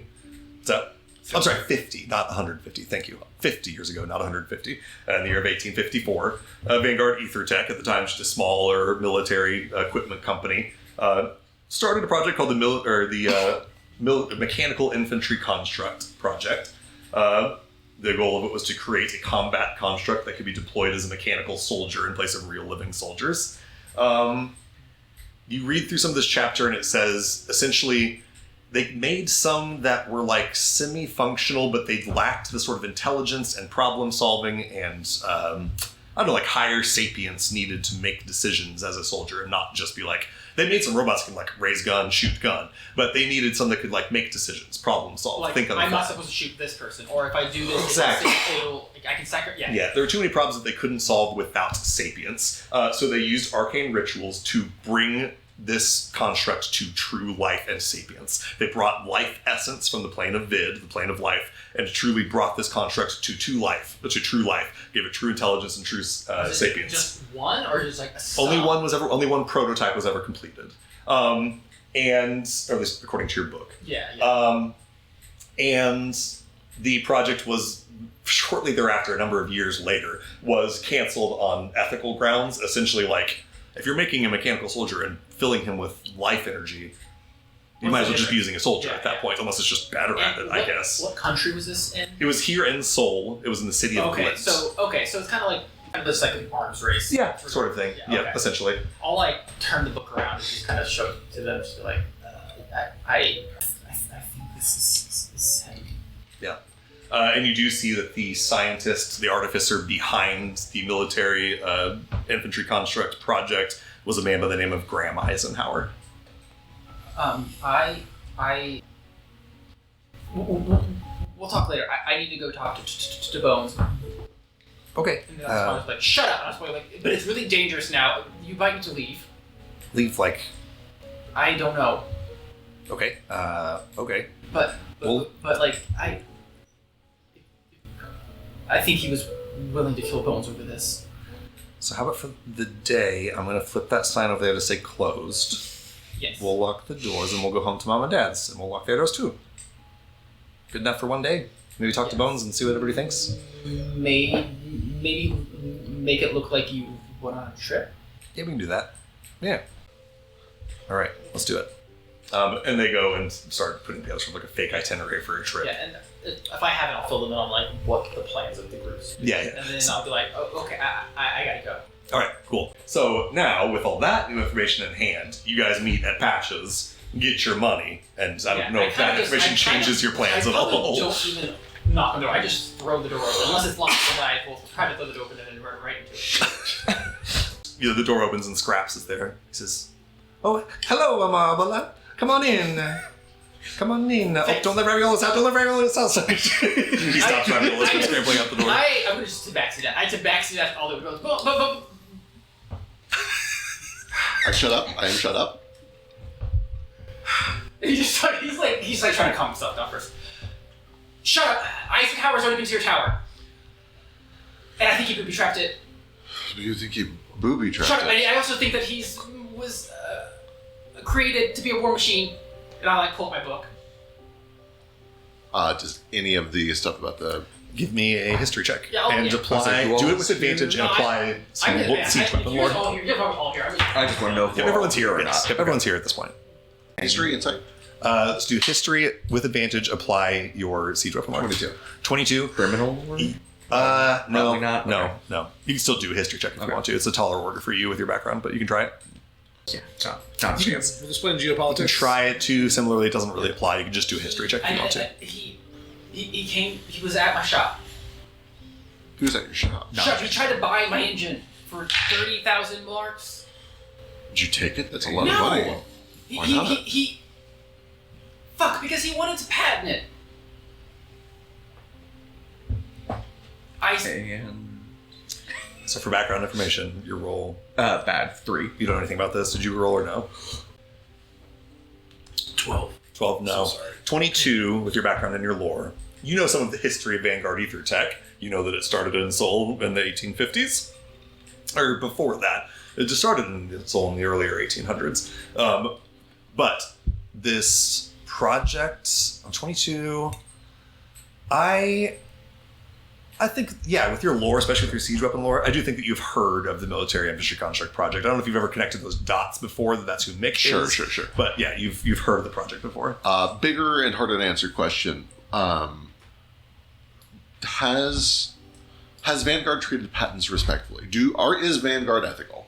I know 22, that's a huge question, but on a 22, no. Okay. No, explicitly no. They for sure buy up patents Right. of things that other people made, or sometimes even like get into legal battles with people that can't afford to win legal battles and steal their patents. No, they're not ethical with patents. you were going to spend several years looking back on today and wondering if you should have taken that check. No, I fucking won't. Good. You made the right call. I saw schematics of your tower. Yes.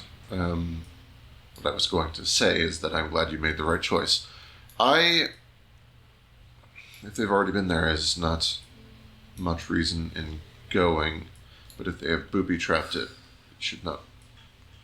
Somebody could wander up there at any time and get hurt. I would still like to go just so I can try to disarm it, but it is a lower priority if we are eager to get out of town. But it sounds like we're here for 2 days anyway. Yeah, he said he was leaving to go home. Okay. Well, Yeah, it was. What did he say? What did he say that makes you think he booby-trapped the relay? I forget what it is. It's honestly kind of a hunch. You know that he has the schematics, and you can think of some very dangerous modifications that he could have made quickly. Because it And just a viable guy. eliminates the creator. He can just claim it. I was going to say, if I were to go to the office right now, I have all of the schematics previously dated. In fact, I don't know. Has Bones already registered any of this? You tell me, but I don't think so. That's fair. I assume that the reason he is not is because of a financial burden that it takes to get everything registered. Yep. Okay. Yeah, so you are thousands of marks underwater in terms of your credit score. Right. For a big loan you took out a number of years ago and Yep. defaulted on, so True. you'd have to probably like cross that bridge to try to patent something. Right. Okay. Well, I don't know if we can win the race to a patent. The good news here is that every tower is different. The underlying technology is the same, but for instance, this one capitalizes on a lot of air elemental magic. It's up high near the shore. He could use that in a lot of places, but the towers I have back home, one communicates through water, one is underground. Still, though, they are smart. They have smart people. They will figure it out sooner or later. Which I don't think would be a problem, except that I know what they will do is take this and ensure that nobody else can use it. I have a few... Yes, this is a problem. I don't know if this is a problem we can deal with right away. So this is, again, more long-term world building that I can wait to hear, but I do want to at least get it started. I assume everyone in the Union respects the patents founded in the Union. Back home in Shernaya, well, I guess not in my particular hometown, but all the way over in Shernaya, do they respect the Union's patents, or would they have their own? Yeah, they would have their own. Wonderful. What about them like Zhao? Zhao would have their own kind of patent system too, yeah. So that's like continental. Continental. That's good. Legal structures. That is good. But you remember a couple of key things, since you just asked that very poignant question. About 4 years ago, your hometown became property of the Right. Union, and the town of Rakova, where Vanguard is now headquartered, Right. sits literally on the border, the half border. in Chernaya and half in the Union. Okay, well, this is tricky. The truth is that history is littered with multiple people inventing the same thing at the same time. I don't think that is a problem. They would have figured it out sooner or later. I sure would like to make a lot of money very quickly so I can try to register this patent before they do. I mean, I have the paperwork in a folder. It is simply an application fee that I can't afford. Do I know how much it costs to register patent? So I don't know how much Bones is willing to share right now. If you're just a person in good standing and just go to file a patent, I assume it's pretty negligible. I have to look it up, but I assume you could easily afford it. You don't know this in character, although maybe Bones has told you, I don't know. Bones is deeply underwater on a big loan he defaulted on before the war, and would have to kind of like resolve that before he can file a patent. Specifically, especially because the business he started was like emerging technology business. He I need 2,000 marks to start a business to do radio, and then defaulted on it and hasn't paid in 4 years. Bones So- has never heard of the Iron Veil. Never in his entire life. He has no idea how to keep his business finances and his personal finances Are you separate. disclosing any of that? Yeah, I guess what is more? So you guys have had a friendship for a while. If you We told have, Bones, you can remember so that. I think this may be the first time that he's mentioned it. You've gotten the sense that he needs money. He's very money motivated. But Bones is, so it is just a fee that I would have to pay. More importantly, I have a lot of debt and bad credit that I would have to clear before they would even consider it. Unless I were to sell it to someone who could file the patent. Could we make a deal? I would not want to make a deal. I would want to give it to a friend with the expectation that nothing comes of it, and if I get it back someday, then I do. Yeah, if you understand. I would do that. Give me at least a little time just Of course. to sleep on it. Just no, it's an option. Okay. I appreciate it. I really might. If it helps you could join my company, and the company would own it. Just to give you a little bit of context, the full process of getting a patent in Daybreak City, including filing it and paying your final fees and everything when it's done, is 20 marks. Oh. No big deal. Negligible. Negligible for anyone but me. That makes a lot of sense. Okay, got it. You can hire a patent attorney and spend a bunch more on it, but if you walk into the patent office and Sure. Would I be able to just my company does it, he joins the company and he owns it that way? Like if he joins the company afterwards? there might be a workaround there. That could potentially work. At some point, I think you'd have to deal with Bones' debt to get it. But there's nothing stopping Accessible Inventions from hiring a guy that's in a bunch of debt. So yeah. If this was a patent created not by Bonicello von Stapel, but created by Accessible Inventions, and that's a place where Bonicello von Stapel works, there's nothing stopping that from being a thing. I like this plan a lot. I have known you for a very short time, but you've always been good to me in that time. I may want to get a few things in writing, but we should move quickly. If we file this at the same time as then, it could be a tremendous legal battle, and I know we have a lot of other things going on, but... Shut up, we don't have to head out there now. So we have more time. We do have more time. I would like to disarm the booby trap. It would not look good for me if somebody were to stumble on my invention and die. True. If I could just posit another thought while we're having this conversation, it's worth consider. What happens if he files the patent and you don't? Essentially, it would mean he could claim he invented the technology, which would hurt me but would not be the end of the world. More importantly, he could prevent other people from using the technology, and this is something that I want the world to use. He could make it so that his company is the only company allowed to use it for roughly 25, 30 years. And he said to you an hour ago that he wanted Vanguard Ethertech to be the sole producer of your power core, as in they would not let anybody else produce it. Oh, I know. The point I'm trying to make here is he was just refused to patent for Marble's power source. If we swoop in and patent your relay right after we found out he has it, take everything with you when you leave the city. Yes. You're poking a bear you don't want to poke. Oh, I'm very aware. Thankfully, I have everything that I own on my backpack. Yeah, You do not. That is something to consider. This is a huge risk for you. I would not want to put you up to that. Does it need to be patented here? I have connections in Zhao. No. In theory, we could patent it anywhere and do business anywhere.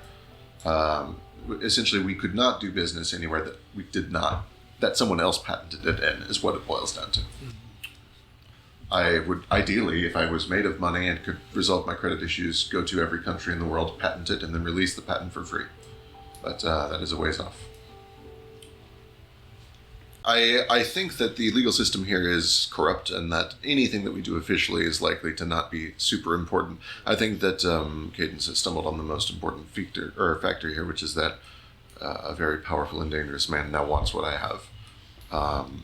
And if I do not give it to him willingly or show any resistance, then my life is in danger, if not forfeit. Yeah, I was going to talk to my family about leaving. That is a big step. I would not put that on you. I refused to. I guess you've already poked the bear then. The bear came into my workshop. The bear came into your workshop. Cadence, roll me a insight check. Oh, so he's not like that aggressive. And Patches, you roll me an insight check too. Both of you apply your criminal and mafia lore. Fuck.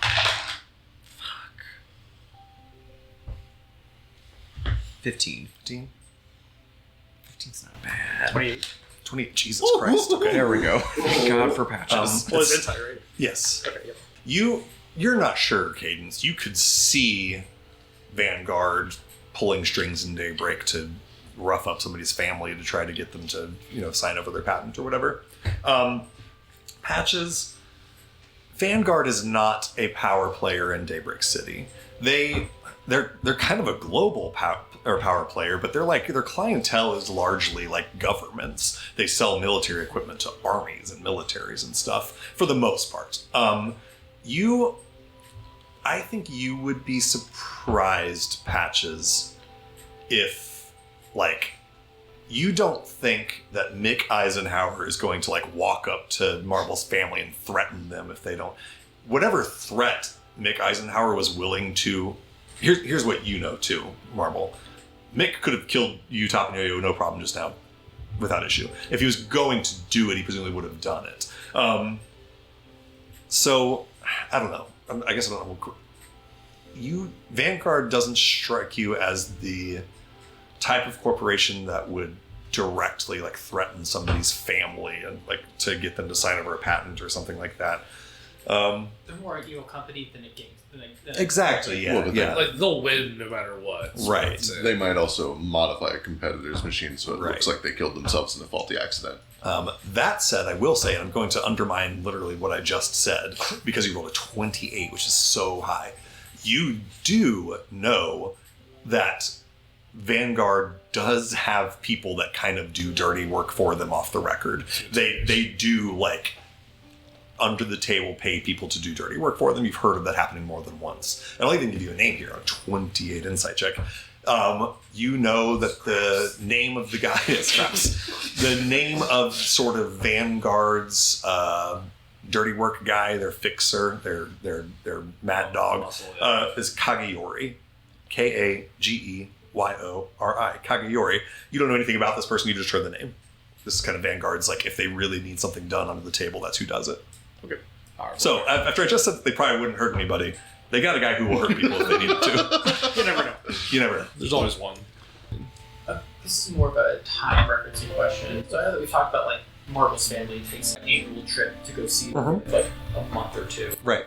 How soon is it to that time? Roll me a luck check.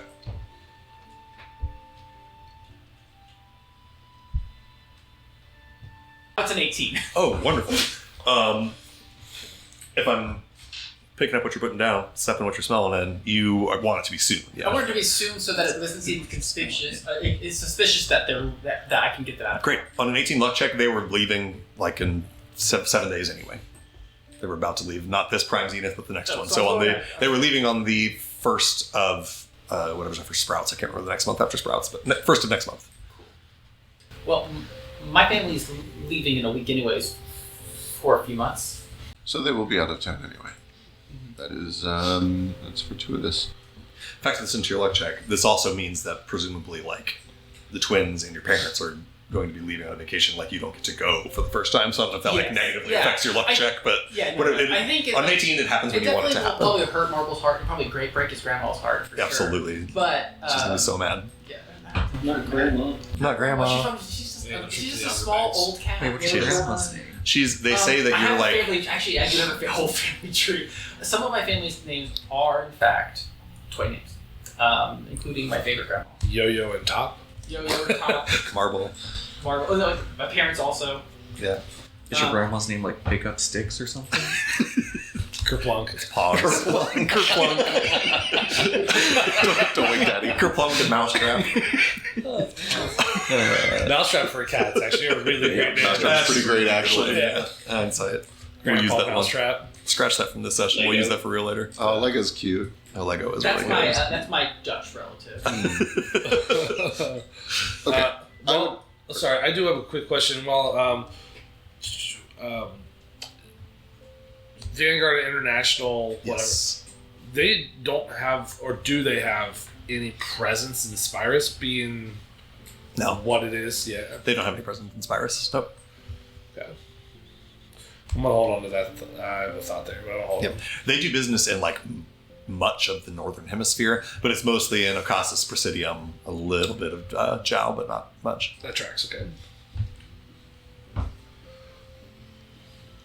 Okay, so at the moment, because we've finished this conversation here at Patch's place, sounds like still going to the relay. Maybe everybody going now since there's danger, or I would still like to go. You guys can come with if you'd like. Knowing now that it is possibly booby-trapped, I do not blame you if you don't wish to. I still intend to assist. It seems to make more sense we go now if you are going. Like, Do we believe it's this? more dangerous than they thought. I would appreciate it. Do we believe this booby trap could be mechanical? My guess is not that they have put up landmines with tripwires, but they may have changed the frequency to hurt hearing or sight. They could have done any number of things. They could cause it to radiate heat in a large area. They could have simply put an explosive into it, yes. There are many things. The radio inherently controls elemental power. They could have made it summon a dangerous elemental. There's many things it could have done. Let's go! There's a great many things that this could be used for. Are we all going? We still only have one car. Do you know where Ken's son lives? That's a different conversation we have to have. We could also rent a car or even walk if we wanted. It would be a long walk, but less than a day there and back. you can also just go rent like a carriage and horses. Oh, that's, true. that's how most people travel in this world. Right. Oh my god, we live in a society with public transport. Right. How incredible. It's going to feel really weird when you leave Daybreak City and realize that most of the world is still... Sorry, we're all Americans, so none of us know about public transport. Can we get like a trailer hitch and just like get like a little trailer wagon to put the two big boys in? I'll say two things that are going to contradict each other. One, I don't think the Walker HC has a trailer hitch. Two, you're an extremely talented artificer whose whole thing is building cars. You can put a trailer hitch on your Walker HC. Yeah. Do we have? Do we already do our magical item shopping? You've not done that, so if you guys want to do that before you go, now that you're anticipating danger. I was going to say, I assume Yeah, since he went to Sergei's, I had a morning free, and I probably did that and some other stuff. So. Understood. Yep. So the shopping has happened. We'll plan a little bit of the shopping actually. That's A few odds and ends as you guys got to go back to Saltworks and get the car and stuff anyway. So we'll do it there because that's where the shopping's going to happen. Okay, you guys together make your way back towards Saltworks so you can get a car and a trailer hitch. As you're making preparations, some of you make your way to go do some magic item shopping over in Saltworks. That's not the Don't right forget one. the twins. Okay, you did. 2 miles away. Marvel, you know the best place to shop for magic items in Saltworks. Is owned by a fella named Pigeon, so you guys make your way to the Pigeon shop. You step into a giant workshop with just shit hanging on all the walls, magic items of every variety, very steampunky looking place. There's a Kinku in there, about 5'2", wearing a long white coat and a bunch of steampunk gear, all like gloves and stuff, and glasses on. You know, this guy's name is Pigeon, and as you step in, he just like whistles at you. Hey, Pigeon. Hey, what can I do you for? Top goes, hey, what's up, Pigeon? We're just here to do a little shopping. Brought in some rich clientele for you today. He goes, and essentially you start walking through this guy's shop, and he's got all kinds of magic items up on the walls, and you can grab all the stuff that you shopped for between sessions. He shows it all to you, walks you through the instructions. As discussed, I know we bought like a circlet of protection or a circlet of blasting and, amulets and shit. Flavor that however you want appearance-wise. It probably looks a little bit more modern than those old-timey things. Do we want to discuss what we've purchased? And yeah, you guys want to really quickly just rattle off the things that you bought if you remember them, just so people can hear what you got, your cool loot. Yeah, I bought a circlet of blasting and a necklace of adaptation. Sweet. So you got this like thing that fires like fiery sort of bolts and this device that changes. Make it look like a little like shoulder gun or something. Hell yeah. Or maybe an elbow gun. Who knows? Yeah. Pigeon reaches up off a shelf and pulls you down this like shoulder holster that has a little like gun off the top of it that fires fiery bolts. He says, "That's a hot one."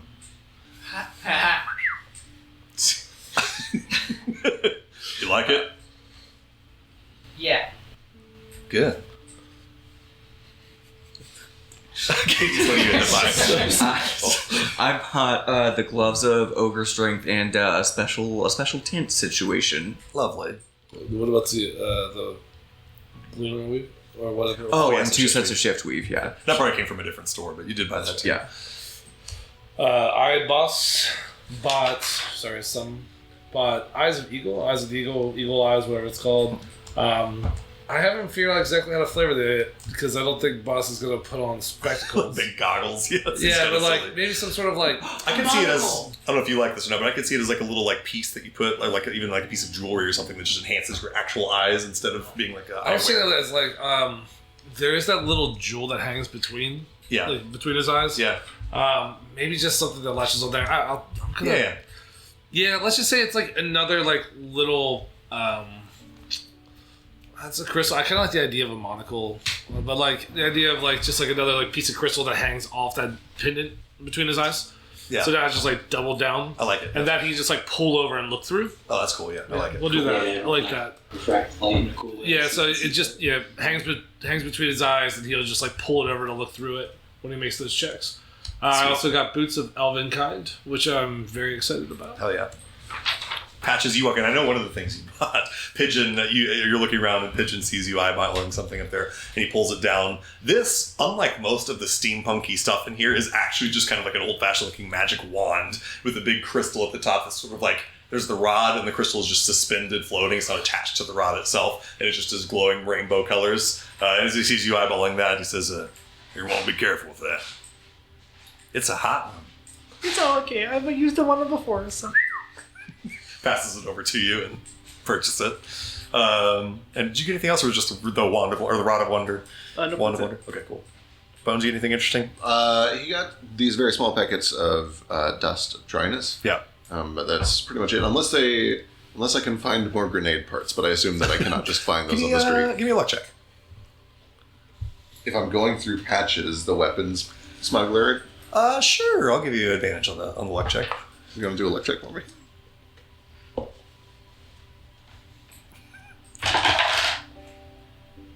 Natural 20. Oh shit! Patches roll me 2d6. 4 and a 2. 6 grenades are available for purchase for you, Bones. If you want to buy them, just normal price. Yep, we'll do. Wow. Lovely. And then Pigeon has this big barrel of dust of dryness that you just kind of like take scoops out of and put into a bag. A whole barrel. He goes, you useful around the shop. And it comes out in Marble's voice exactly. Wow. Rude. He's a kinku. Go ahead, Marisco, you get anything interesting? I bought some various potions. I'm curious if they have a Bloodwell vial. I didn't look in magic items because I thought it was broke, but Yeah. if they had the uncommon variant, that'd be cool. Roll me a luck check. That's going to be a higher DC. Let's call that DC 16. Ooh, okay. Actually, just let's we'll see DC 14 for a +1 version, DC 16 for a +2. So you can roll 2 separate rolls essentially. Oh, now I've lost connection to the server. As I Keep disconnected it there for a second too. Yeah, it's not letting me connect to it. Yeah. I'll just roll with an actual dice and don't trust me. Okay, cool. I trust you. That was a nat 20. I can take a photo if you Oh want. hell yeah, nice. Don't even need to roll again. There's a +1 and a +2 Okay. both available. Ghosts. Anything interesting that you purchased? I didn't actually purchase anything. I just Okay. took some of the loot that we got from Oh, right, yeah, the ring. I grabbed the ring of protection and the scrolls. Okay. That's about it. Sweet. And actually, while we're having some technical difficulties here, I think we will go ahead and jump away, take our break really quick. So we will be back in 30 seconds and pick up from there. We'll see you all in just a couple minutes.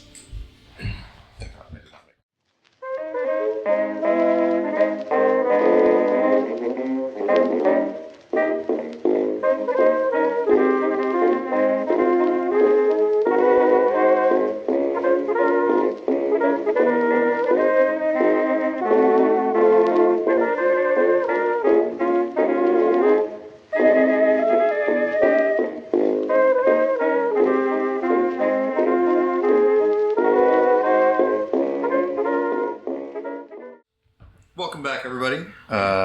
We are back from our technical difficulties and from our break. You guys were shopping for magic items. I think we got through what everyone purchased from Pigeon and his shop. as you guys were also working on getting the car set up with the tow hitch. Marble, go ahead and roll me a land vehicles check with intelligence and apply your vehicle lore. This is to just kind of quickly install a trailer hitch onto the twins' car. Oh, yeah. The top watches you do this and is like, Marble, this really is going to kind of mess with the aesthetic. This car has a personality. It's not just a set of wheels. It's a statement piece. It's a 28. It is so seamless that he can't even see it. It is. He sees you finishing the project and sees I just do the thing, but I'm just like that. Yeah. You painted the trailer hitch gold so that it matches the rest of the flair of the car. He's like, all right, Fribble. I doubted you, and I will eat my words. This is good. As you're working on it, I assume you've kind of filled in the twins about the stuff that you talked about with the rest of the party. I still kind of see my parents today, so I'll fill them in too. But I'll fill them in on it. Yeah. Just to kind of get through all the stuttering. Okay. As you are sort of in your garage working on, I know the race car is still sitting in here, but it's actually the car you're working on. Top goes, so you're really going to miss vacation, huh? Marble, kind of stops working, kind of puts his tools down. Yeah, I guess so. I mean, I get it. It's important. Whew, Grandma's going to be mad. She's gonna be sad. Yeah, more sad. I think Grandma sometimes her sad just looks like mad. Yeah, she's sassy. Yeah. Well, we'll try to deflect some of the sass, and you'll maybe we'll make an extra trip later this year when all this stuff calms down. Yeah. Yeah, I'd like that. I'd probably still go over today. Yo-Yo says, do you want us to break the news, or do you want to do it?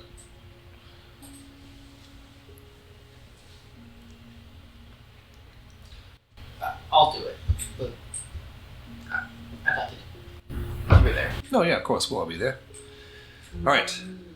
I might bring some friends. Yeah, of course. We'll bring them, we'll do a little shopping, get some extra ingredients for supper. I feel like I have said this 3 days in a row to you now for the first time in our lives, but don't get murdered today. Be careful if you're going out to work on some booby trap shit by a skull crushing robot. Well, yeah. I'm with some good people. Yeah, I like them. They seem nice. Hey, I'm going to ask you a question right now that you probably don't want to answer, and I'm probably just going to, furrow your brow at me and make an accusing point or something, but this Morisco guy, he kind of seems like he's got the hots for one of us or both of us. Does he talk about one of us more than the other? Because... No. Yeah. I had a feeling. Yo-Yo and Top look at each other and say, everybody wants us because we're twins. Nobody can see that we're very distinct individuals. For example, I'm 1/4 inch taller than Top. And Top says, no, you are not. I'm 1/4 inch taller than you. Take your fucking shoes off. Take your shoes off right now, brother. And they start arguing about taking their shoes off to see who's taller. Get wrecked, Morisco.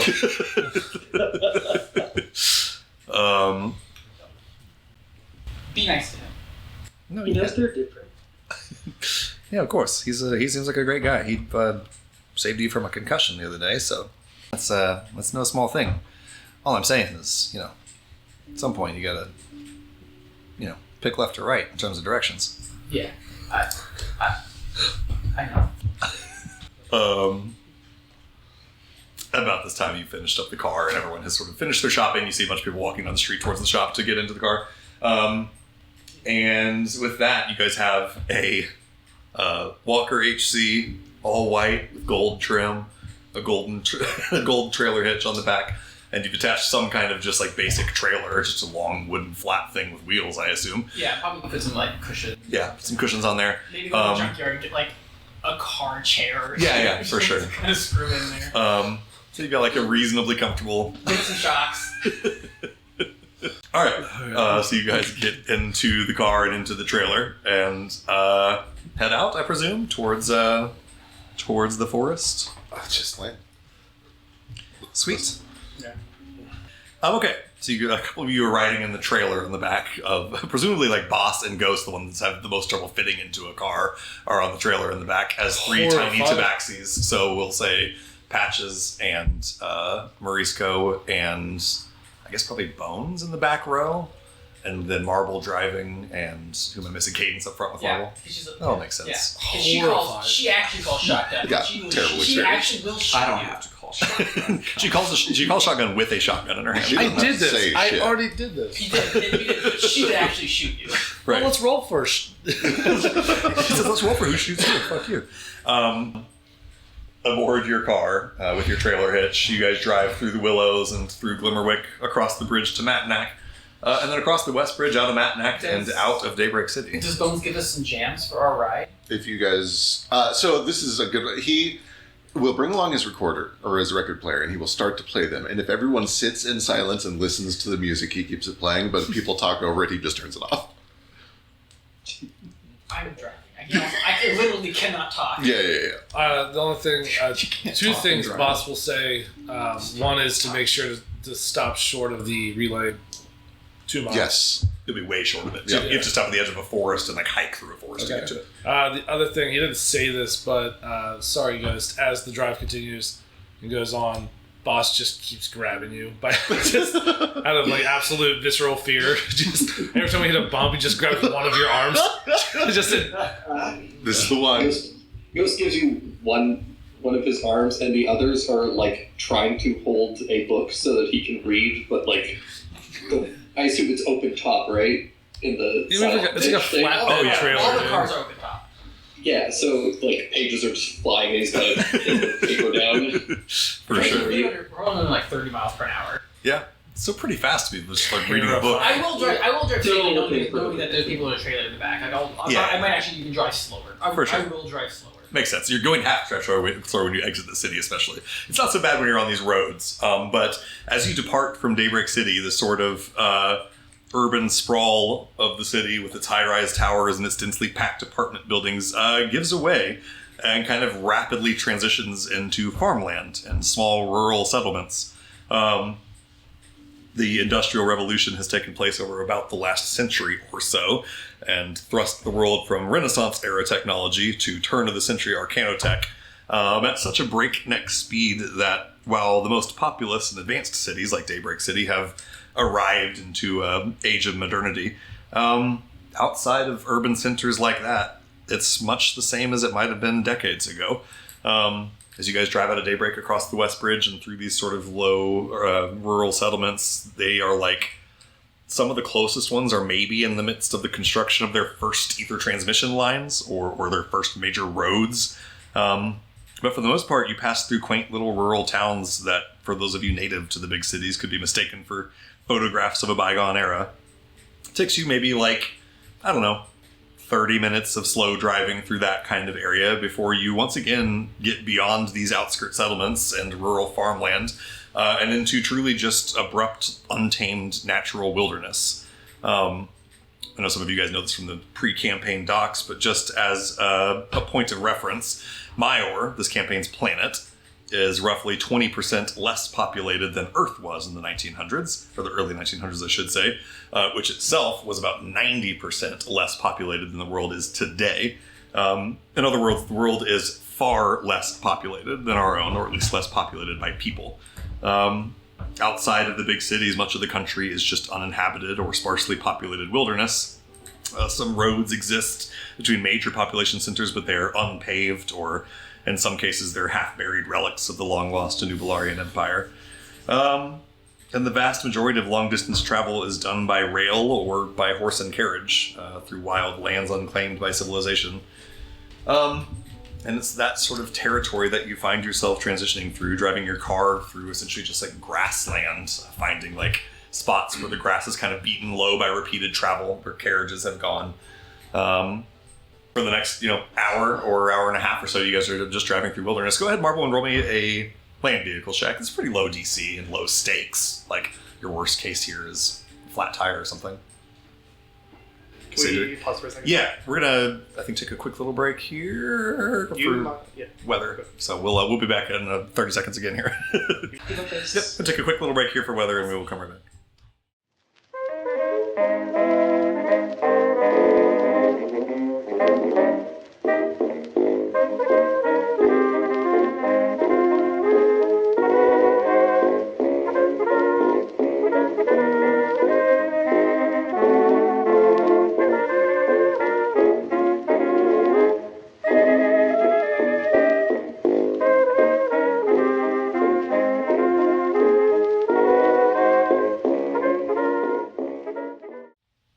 Welcome back, everybody, and thank you for your patience as we take 2 back-to-back consecutive breaks because there was a tornado tearing down our house. But we moved to a different house, and we're ready to keep playing now.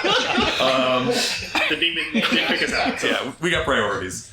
Okay, so you guys are trekking through the, I call it wilderness. It's mostly just plain grassland with some like fairly well-worn like carriage paths that lead through the sort of long waving grass, thickets of trees here and there. You've got like an hour's drive, so if you guys have anything you want to do along that way, you're welcome to. We are sitting quietly listening to this for album. Oh, right. We were specifically making points So of I listening think we quietly. left off with me needing to make a vehicles check. Oh, yeah. Go ahead and roll me a land vehicles check just And you for were the trying driving. I think you were trying to describe how it should be pretty easy. Yeah, essentially like fairly low DC, low stakes. Like you're driving through grassland. Your worst case here is maybe, breaking a wheel or something. Breaking a wheel. While you're making That's a bad case. But Yeah. that's the worst case. It'll be like 21. 21? Yeah, brilliant. You are easily able to sort of avoid the thickest of the underbrush, stay on the sort of path that other carriages have made through this area. Go ahead. What did I need to get to do a really cool trick while I was out there? 21. Okay. All right. I'll do some like a little bit of some drifting. Okay, No, cool. no. We have a We have a trail. No. It's 21, so it's gonna be safe. No, it's Right. not. Why is it a cool trailers. trip driving to where we need to go? All right, fine. I'll drive responsibly. You for sure find a moment to like spook Ghost and Boss a little bit, doing a little silly spook 'em. maneuver. This is sorry, Ghost. You're just. It is I will, as I'm holding hands with Boss, I will give his hand a little squeeze and. Sam, are you alright? No. I see. No. Mm-mm. Try to just think. What's your home like? Imagine I'm going through some. So you can speak clearly because it's all telepathic, but because of the bounciness of this stupid trailer, Yeah. it's very. It sounds a lot like marbles. So through broken, jagged speech, I just explained Spyrus to you a little bit as a whole, as a continent. Just a massive archipelago. Made of comprised of a few large islands, Gati being the primary, which is like a raised valley essentially. With like, this is something. Yeah, if you pull it up, Zeke, this would be nice to look at too. I could do this all in character; it would just take a lot longer. So I'm just gonna go ahead and kind of push through. So as you see, Gati, which means valley, is a giant valley, and there's mountains on the left, the west, and the east. If you can, just like look at all of the islands and imagine if the water, like the sea level, was much lower, how this would be like as like tall peaks of land, with like a giant, very high raised valley in the center. So I think like bots would try to, as calmly as possible, also in a state of sheer panic, describe, not all of the islands, but the general landscape. And now I'll go back to character, kind of just like finish off where we are. I am from Harsaman, the Spirelands. Have you heard of them? Yes, briefly. But, it's a beautiful place. Have you been? No? I have not. This is my first time out of the away from Hollow Hive at all. Oh, honestly, I cannot wait to see the Hollow Hive and the Citadel. I've learned much about the Citadel, and I am very excited to see it myself. Yeah, it's a wonderful place. You'll have a very good time. I hope that we can find your friend there. I do as well. I do ask, and once again bouncing a little too hard, grabbing your hand, squeezing really hard. Oh, never mind. I think I might, how do you say, lose your food? All right, do it away from me then. Big Constitution saving throw, boss. Okay. Do I see him getting like taken aback? I'll start to slow down. Okay, do it with advantage as Marvel slows you down a little bit. Like I'm not trying to like get everyone sick. Oh, I know. 18. 18, you're good. You're good. It makes you feel like nauseous, but Yeah. as soon as you see as soon as you like start looking nauseous, the car slows down quite a lot, eases up some. Did I just start mouth sweating a little bit? Right. And breathing just a little in through the trunk, out through the mouth. Right. In through the trunk, out through the mouth. I can't do it right now, unfortunately, but next level I will be able to temporarily kill you. I appreciate that. In this moment, I would actually take that as an offer. I know, yes, quite good. Go ahead, Marvel. Before we get into combat, which might happen, I'm going to cast Gift of Language on myself. Okay, sure, yeah, no problem. I don't know. I guess it's just probably a strong shot of espresso that Yeah. just, like, has like, somebody just like sprinkling. You've got some of Sergei's espresso and like an IV attached to your armor and your armor strength. Yeah. Not an my IV of pistols espresso. How quickly that would kill you. so fast. Also, I would like to take this time, I don't know how far out we are, but I wanted to say that, like, when possible, like when boss isn't dry heaving, is looking constantly ahead. 2 miles now, which is very exciting for me. It is nice. But just to, like, see if there are any, apparent dangers or For sure. anything worth seeing. I'd also, at this time, like to cast Wild Cunning and just hold that now. All right. How's that spell working? What's that? I call out the spirits of nature to aid me. I can choose one of the following effects. So I'm going to choose if there are tracks on the ground within range. I know where they are. I can make a survival check to follow them with advantage up to an hour until I cast again. Okay. But I'm not actively trying to follow any of these tracks. Just using the nature or the spirits of nature around me to just kind of see what else there is off the path that we are driving on. Okay, yeah, that makes sense. Go ahead and roll me a perception check. For now, just kind of looking around your eyes of the eagle. At advantage, perception, that's a 25. Hell yeah. Excellent. And being able to see things 2 miles away with clarity is wonderful. You hold your sort of gemstone up to your eye and look through it. You see, it's about this time, as you guys have had this conversation, that you are the first with your vision, even before the driver of the car is, able to see trees forming on the horizon as you're approaching sort of a big forest. With your trunk, you can start to smell the smell of like sea salt on the air because you're not very far from the ocean at this point. Way high up in the sky, you can see various birds and stuff flying around.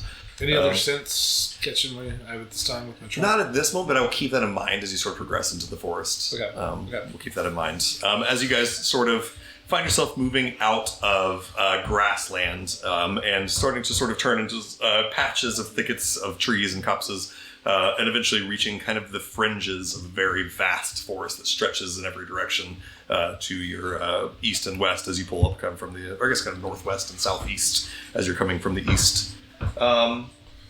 And you eventually get to the point where driving no longer is super tenable because you're going through too much kind of rough terrain and roots of trees, and going between trees you have to kind of like park the car. Everyone has to kind of pile out at that point. Thank the globs. And it's at this point that you find yourselves arriving on the fringes of a vast and a very ancient forest. There are tall trees and thick underbrush, the chirping and clattering of woodland creatures, the ever-present sound of the wind rustling the vast canopy.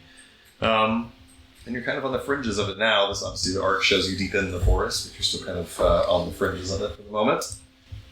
It's a small thing, but as we're pulling up, Bones switches the record over to something like Vivaldi's Spring and times it so that right as we're arriving at the clearing, it gets to a big swell. Hell yeah. He's a big nerd like that. Hell yeah, that's awesome.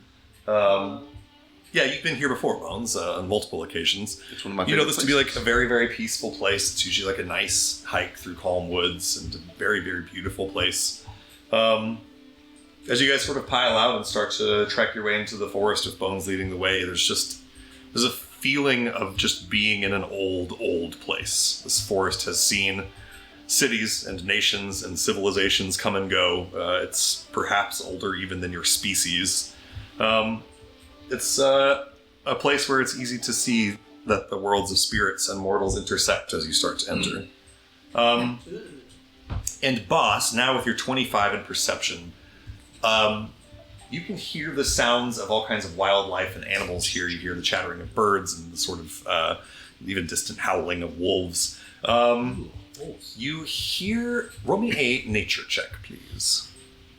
And for this, apply your wild cunning thing and sort of like keeping track of what animals are doing here. So I'd say that gives you advantage, we'll say.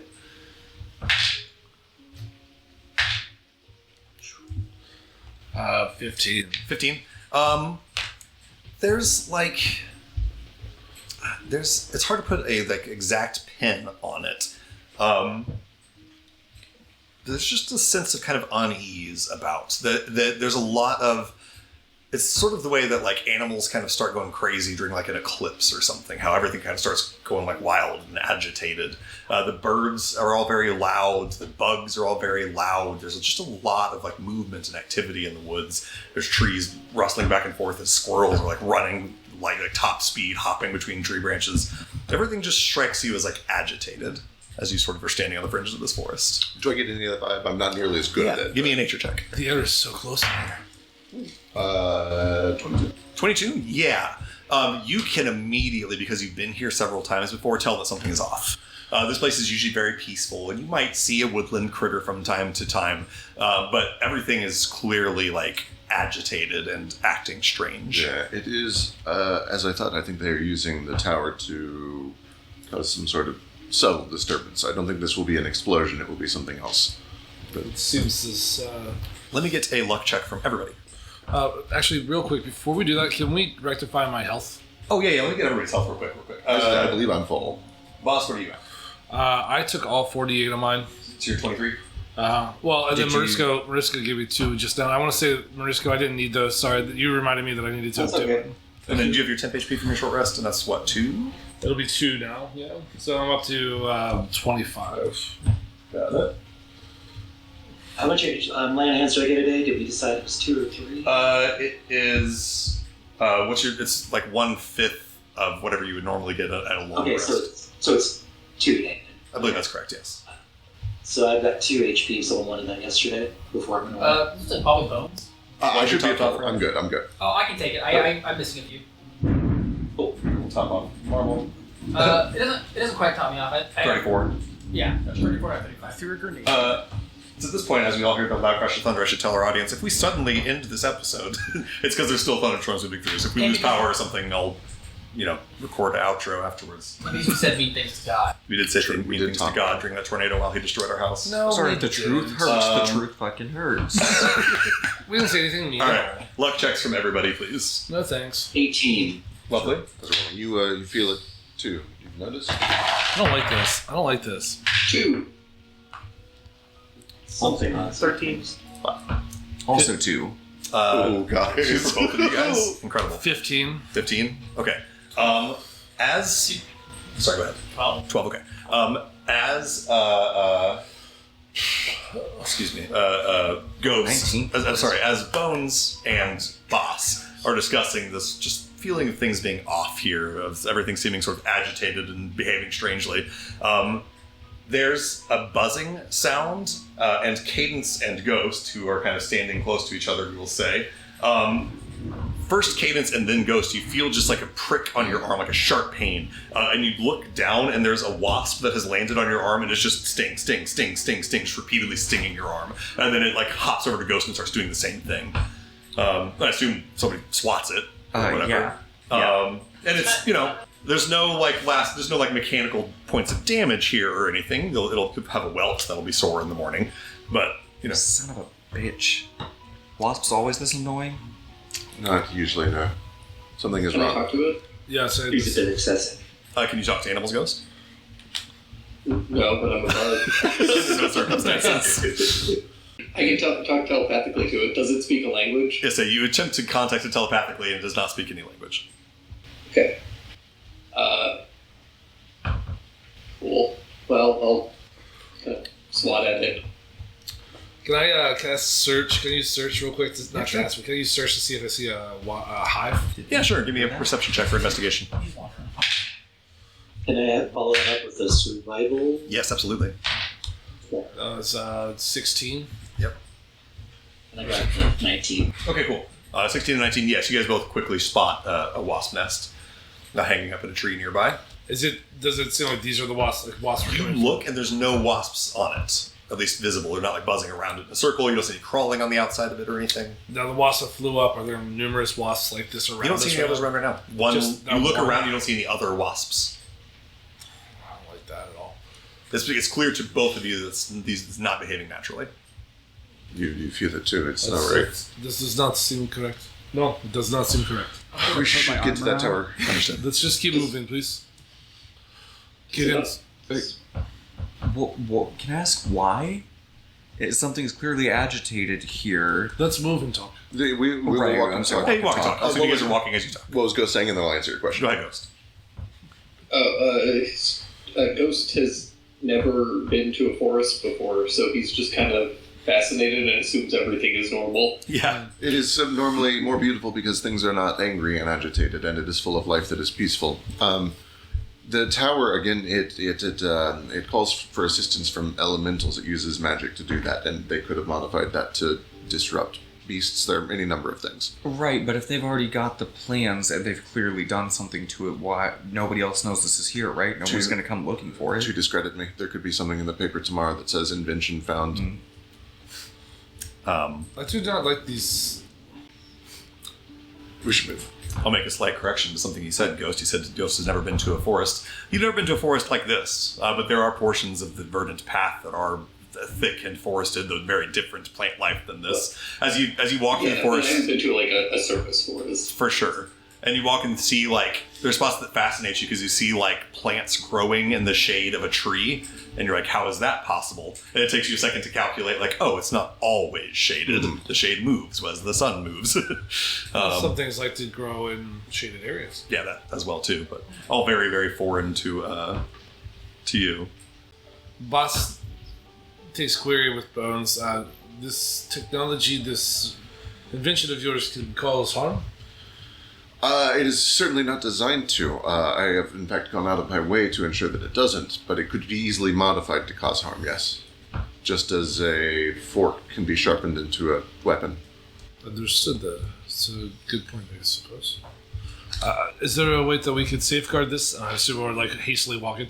Yeah. Is there anything we can do to safeguard the dangers that could potentially come from this invention? With time and money, absolutely, certainly.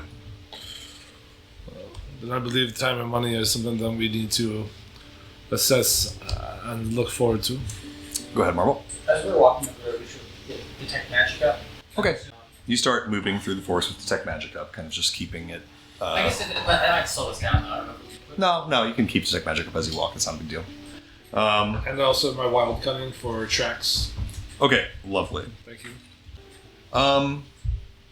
Let me go ahead and get survival checks from everyone. Ooh. 22. 16. Nice. 12. 19.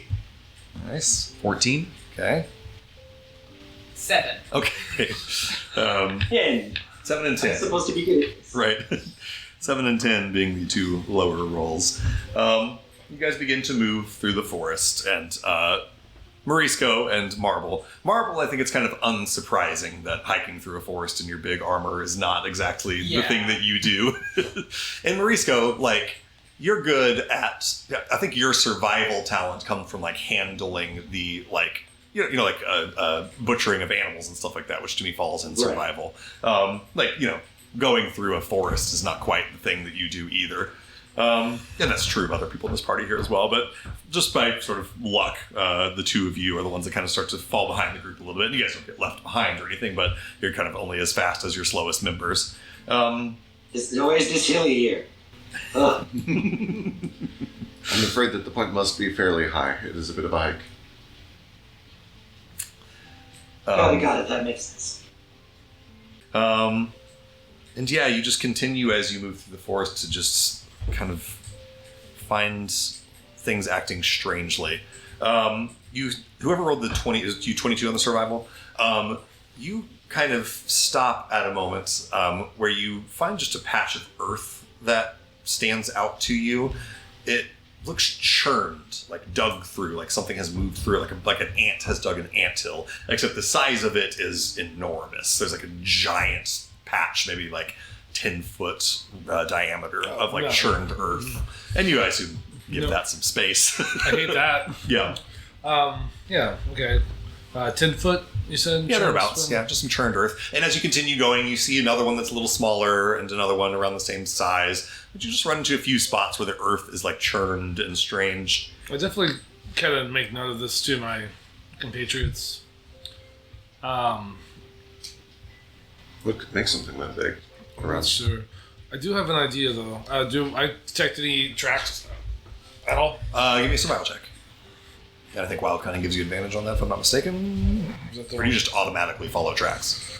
If there are any tracks on the ground within range 120 feet, I know where they are, and I can make a survival check to follow them. Understood. With advantage up to an hour. Understood. So go in your way. Survival check with advantage. I'm not necessarily tracking them, though. That's what that's for, right? What is it? Right. You tell me, what are you trying to do? So I want to see if there are tracks. I see what you're saying. And then I know where they are. Understood. So I can go look at them. I understand. I will say, essentially, these, you do notice a pattern, especially with your magic in your mind. These churned spots essentially are tracks. Something is moving through the earth and occasionally like cresting with something might crest out of water. So they're like up and down, it seems? You're only seeing the ups. Unless you go digging underground. But you're essentially seeing spots where the earth is churned and then something's moved underground, the earth is churned over here, and then something is churned over here. Essentially, you could follow like a trail where something is digging up from underneath ground in sort of like a pattern. But it eventually turns away from you as you trail it. Go ahead and now go and roll a survival check to try to sort of like follow it. With advantage. Yes, advantage for the spell. The worms from the Underdark make tunnels like this, at least some of them, but we're far too close to the surface. They have no reason to come this far. The worms in the Underdark leave tunnels that big. What a terrifying place. Many are domesticated. Do you have domesticated worms that leave tunnels that big?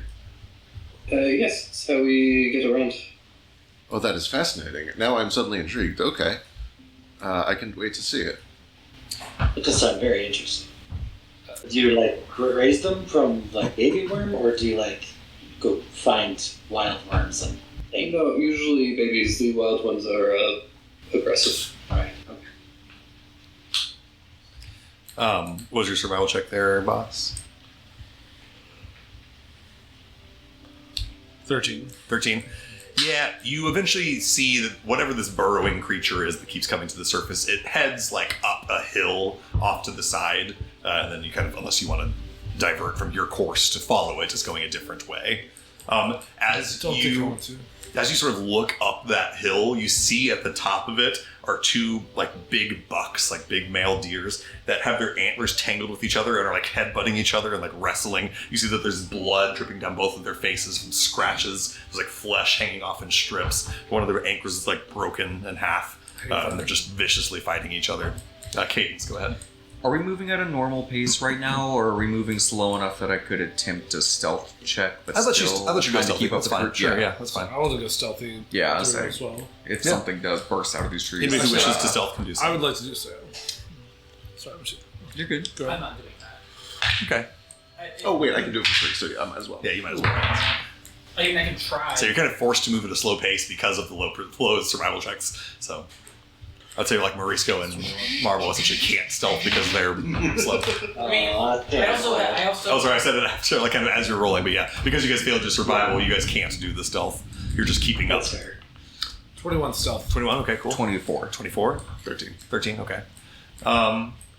You guys. Ghost will go over to a tree, suck some color out of it, and shift his color to green. Ooh. It's 19. Perfect. Very good. Boss noticeably gasps. Little chameleon thing. This is beautiful. It's quite a trick. Thank you. Just some simple illusions.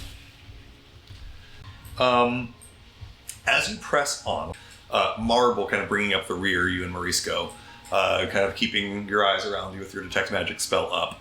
You sense, hey, with your like Geiger counter, I yeah. probably have more like a little wrist thing. Yeah. So much it's kind of just like a little screen that's kind of just like telling me where Hell things yeah. are.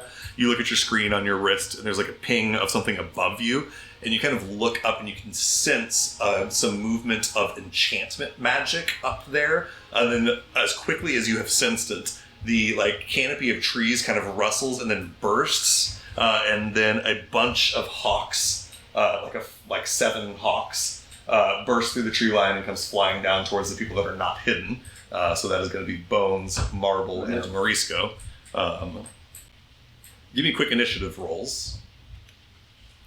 I'm not going to go into a whole thing about it, but on the stealth people or everyone can do it. It's fine.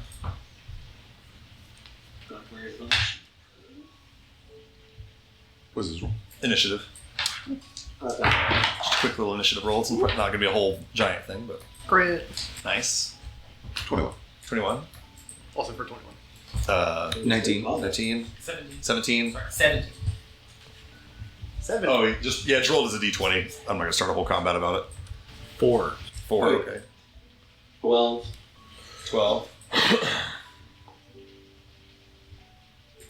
Okay, 20. incredible. Everybody besides Morisco and whoever rolled the 4, was that Boss? Everybody besides Morisco and Boss, you act before these hawks. You see 7 hawks are flying down towards Bones, Morisco, and Marble. You see that they have blood all over the front of their faces, on their feathers, and on their beaks, and on their talons. Some of them have gash wounds on their bodies. They're flying down towards you guys with violent intent. A bunch of you get to act before they do. Can I talk as a free action? Real quick? Yeah, for sure. I was slightly like, my belt anyway. They're enchanted. Yep, they all have enchantment magic on them.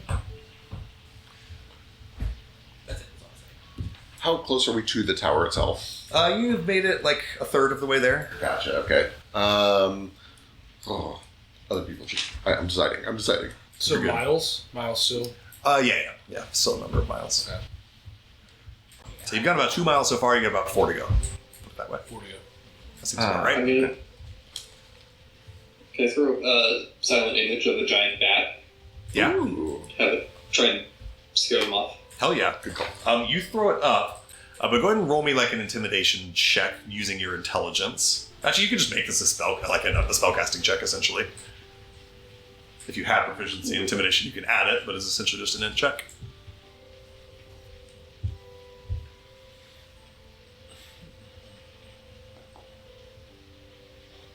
Okay. 15. 2 of these hawks like divert from who they were going to attack, and instead start trying to attack your bat. They start kind of like gashing at it, passing right through it. They're dumb birds. They don't even realize that they're fighting an illusion. Stupid fucking birds. That's Ghost. Who else wants to act? Besides Boss and Maurice. I think Bones just kind of defends for a second to see if this works. He would prefer to not shoot these birds. Understood. They didn't do anything. It seems to have distracted some of them. Can I prepare to like just like non-lethally hit them? Yeah, just like whack a bird and knock it out. Yeah. Like a bird, I would say I'm not an outdoors person. No one seems to be scared or attacking, so I guess I'm just gonna dodge. Okay. Patches, you want to do anything as these birds are approaching? I mean, the only good thing I can do is test my Wand of Wonder. Of course. No time like the present. So for no reason, I stand behind Cadence. Okay. You get some cover behind Cadence. Yeah, for cover, that's why. Yep. Roll your D100.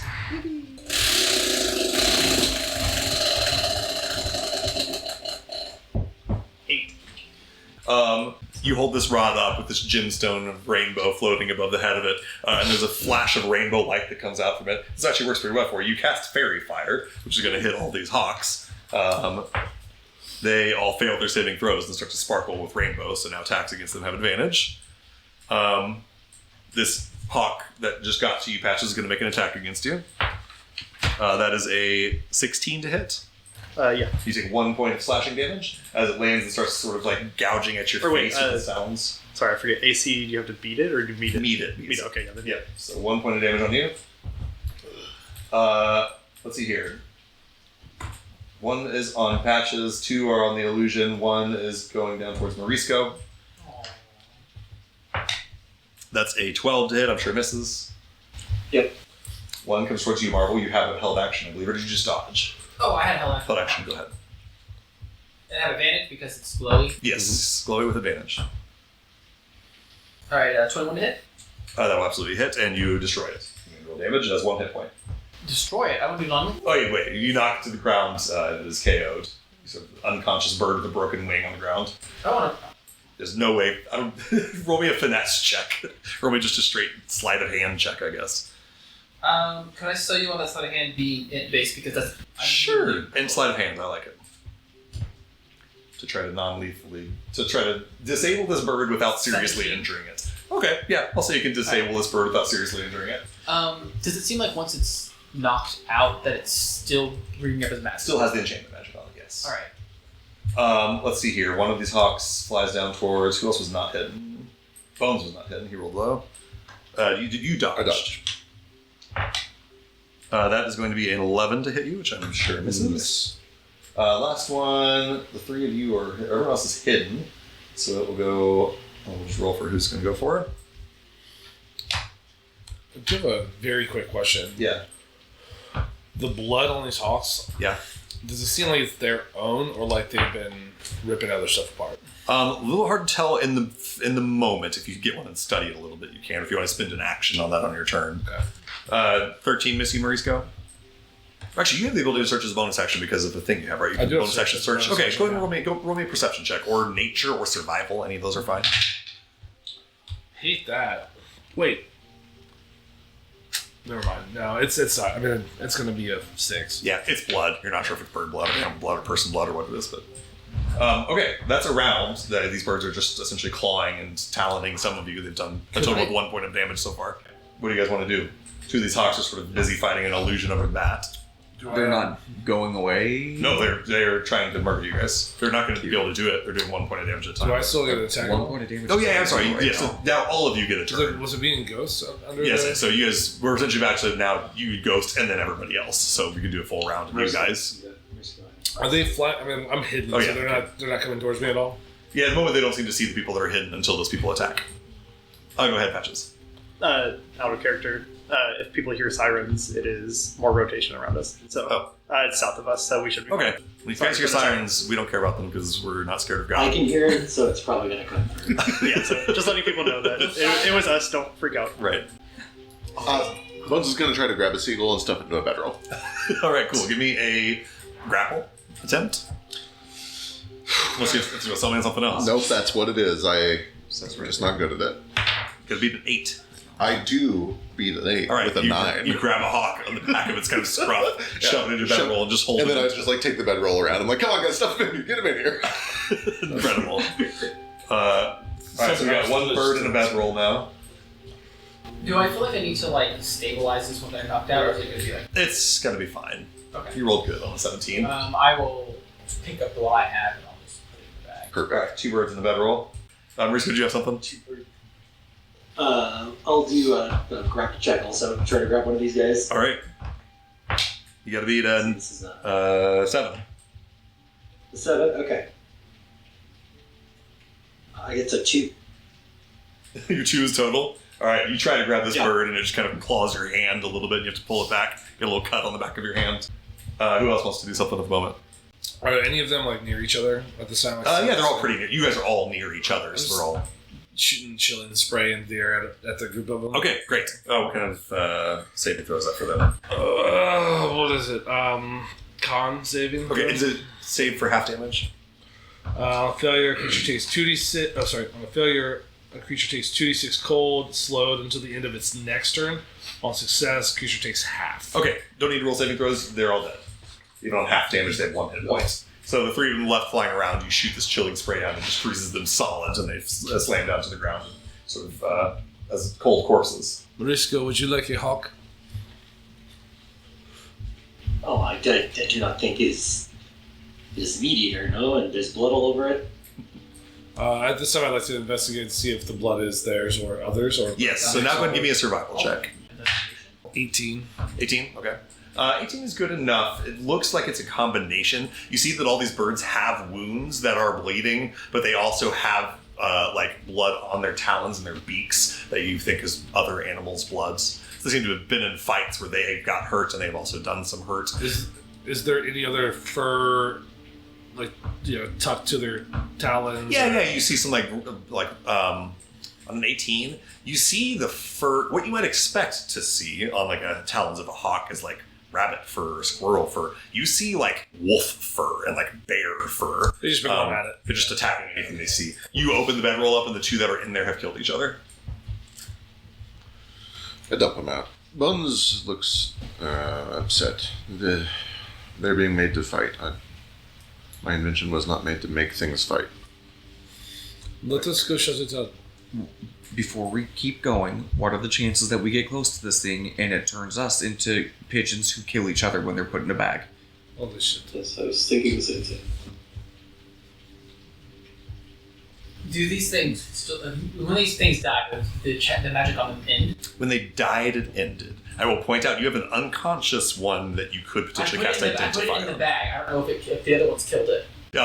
Bones dumps out these two what look like dead hawks, and you see one just has a very slow movement in his chest still. I'll throw the dying on it. Regains a hit point and tries to attack you. But what do you do so to the it? enchantment ended, and then it reactivated on it. Yes, you watch with Detect Magic up. It was not magical anymore. It blinks its eyes and opens them, looks around for a second, and then enchant magic, and it is going to try to attack you. While this is happening, can I tell where this is coming from at all? Not in a round in combat. You could try to do an identify spell or something. Yeah, or I'll cast Identify. okay. Is that you can do that as an action or is it a minute? It's 1 minute even if you Normally, cast it. yeah. Oh, is it okay? Then yes, you've got to do a full minute of that. It's a bird. I'll say if you guys work together. I can grapple it. Assuming you guys work together, you can hold this bird down while he identifies it. That's not a problem. So you cast Identify while a couple people with your trunk, you hold this bird down. It has a powerful enchantment on it. It is something akin to an enemies abound spell. It's not literally that spell, but it is perceiving every living thing around it as a threat that it needs to kill. And the specific nature of this enchantment is that it only affects creatures with, in world terms, unintelligent creatures. Gameplay terms, it's in score of 2 or lower is affected. So Anything unless one of above those this is is immune. feeble-minded, you can be fine. Essentially, yes. You can detect if something is bothered like this. I can't. It has to be within 30 feet of me, and I'll have to keep it up, so I'll be noisy. You can watch all of us, though? Yeah, and we should be fine. It only is affecting low intelligent animals. That is good to know. Okay. Let us know if anything changes. Yeah, I'm assuming there's no magical effects on anyone. I'm assuming I don't recognize anything out of I the was going to say, I don't think anyone here has any surprising magic on them that you're not aware of. What we had last night versus what we just Right. bought today. New items that were just bought, but nobody has a spell effect that's surprising to you or anything that you were not aware of already from previous castings. So, with this new information, you guys kind of press on, I presume, unless you don't. Yeah. About another 30 minutes or so trekking through the woods and, encountering similar, minor things that are, at one point, someone walks through a spider web and just starts getting bit by a spider until they smush it and throw it away or whatever. Just little stuff like that. Just everything around here is bad. Well, the wild cunning is if I'm looking for tracks, detect, or using these spirits to using these spirits to identify tracks around me within 120 feet. Am I allowed to ask them to identify humanoid tracks and not just beasts? Yeah, it doesn't have to be beast tracks, just any tracks. I'm saying are they able to identify and report back just humanoid tracks and not that's a rabbit? As you're saying, you want them to only tell you if they see humanoid tracks? Yes, yeah. I'll let you know if there are humanoid tracks. And in fact, it's at about this point. You guys reach a creek where there's a little maybe 3 or 4 foot across rocky sort of pebbly creek that you have to sort of cross through. You see that as you guys approach it, Boss, your magical senses for the tracks around, you look down next to the water's edge where it's kind of muddy, and you see boot prints of humanoids having walked through this creek as well. And there are 5 pairs of boot prints. I share this with the group. Fresh. Roll me a survival check with advantage. Because of wild cunning. Survival. 21. 21, yes. I believe... Let me get this right. Oh, wow. These are actively right now. 2 days old. 2 days old. 2 days old. And notably, some going out and some coming back. Okay, like towards the direction we're heading and Yes. back to that direction. Correct. How many miles are we from the... About 2 miles away. So I can see it? You're in dense forest, so you can't like see past all the vegetation. That's fair. Right, That's right, fair. right. That's fair. You could potentially climb a tree or something and try to see over top. Is it the same number going both ways? Yes. Good call. Can anybody fly me up? I am afraid not. I almost bought a broom of flying, but I passed. Correct me if I'm wrong, I'm not much of a magic person, but 2 miles is an enormous range for a magical effect. Yes. Yes. I'm assuming That they is use your tower to that is amplify what it. that is what makes my tower novel. It goes over the sea. Yep. Cadence probably doesn't know this in character. Probably only Marvel knows it in character. But Bones is sending a radio signal like 1,500 miles across the ocean. This is unheard of. Yeah. Like above table, in this year of our Lord 2025, a radio signal cannot go that far. Yeah. What he's doing is unheard of. Look at us. Who would have thought? I like that. Okay, can I attempt to... will you hold still so I can climb this tree really quick, please? Yeah. You're going to climb a tree. I believe I'm going to attempt... I will stay right here. I'd like you to roll me a DC 7 athletics check I'll the cat watch. to climb a tree. Yeah, we're all watching for sure. Oh yeah. This is like So you guys all sit by the street to watch. I'll pay good money to watch an elephant climb a tree. 4. The reason you fail this check. How poetic. The reason you fail this check. Everyone sits down by this creek to watch you climb this tree. Some people pull out popcorn, I presume. You start to climb up this tree, and you grab a branch and pull yourself up, and are face to face with an odd little creature. Baby. It looks to be the size of maybe like a small gnome, maybe 2.5 feet tall or so. It is all made out of wood. It almost looks like a little wooden doll or a puppet or something, with just 2 big black eyes that are basically like knots in the wood that look like eyes. It has 2 like pointy either horns or rabbit ears or something pointing off the top of its head. And as you pull yourself up face to face with it, it has like moss growing on top, kind of like a little bit ahead of hair. It just, I think, startles you. You just like slip down to the ground. As you do, all of you see this thing like pull up over the branch and look down to see where you've fallen. Cadence dies, and I will be playing one of these. I say, oh, hello, little friends. Hello, little friends. How are you? It looks down, it cocks its head back and forth.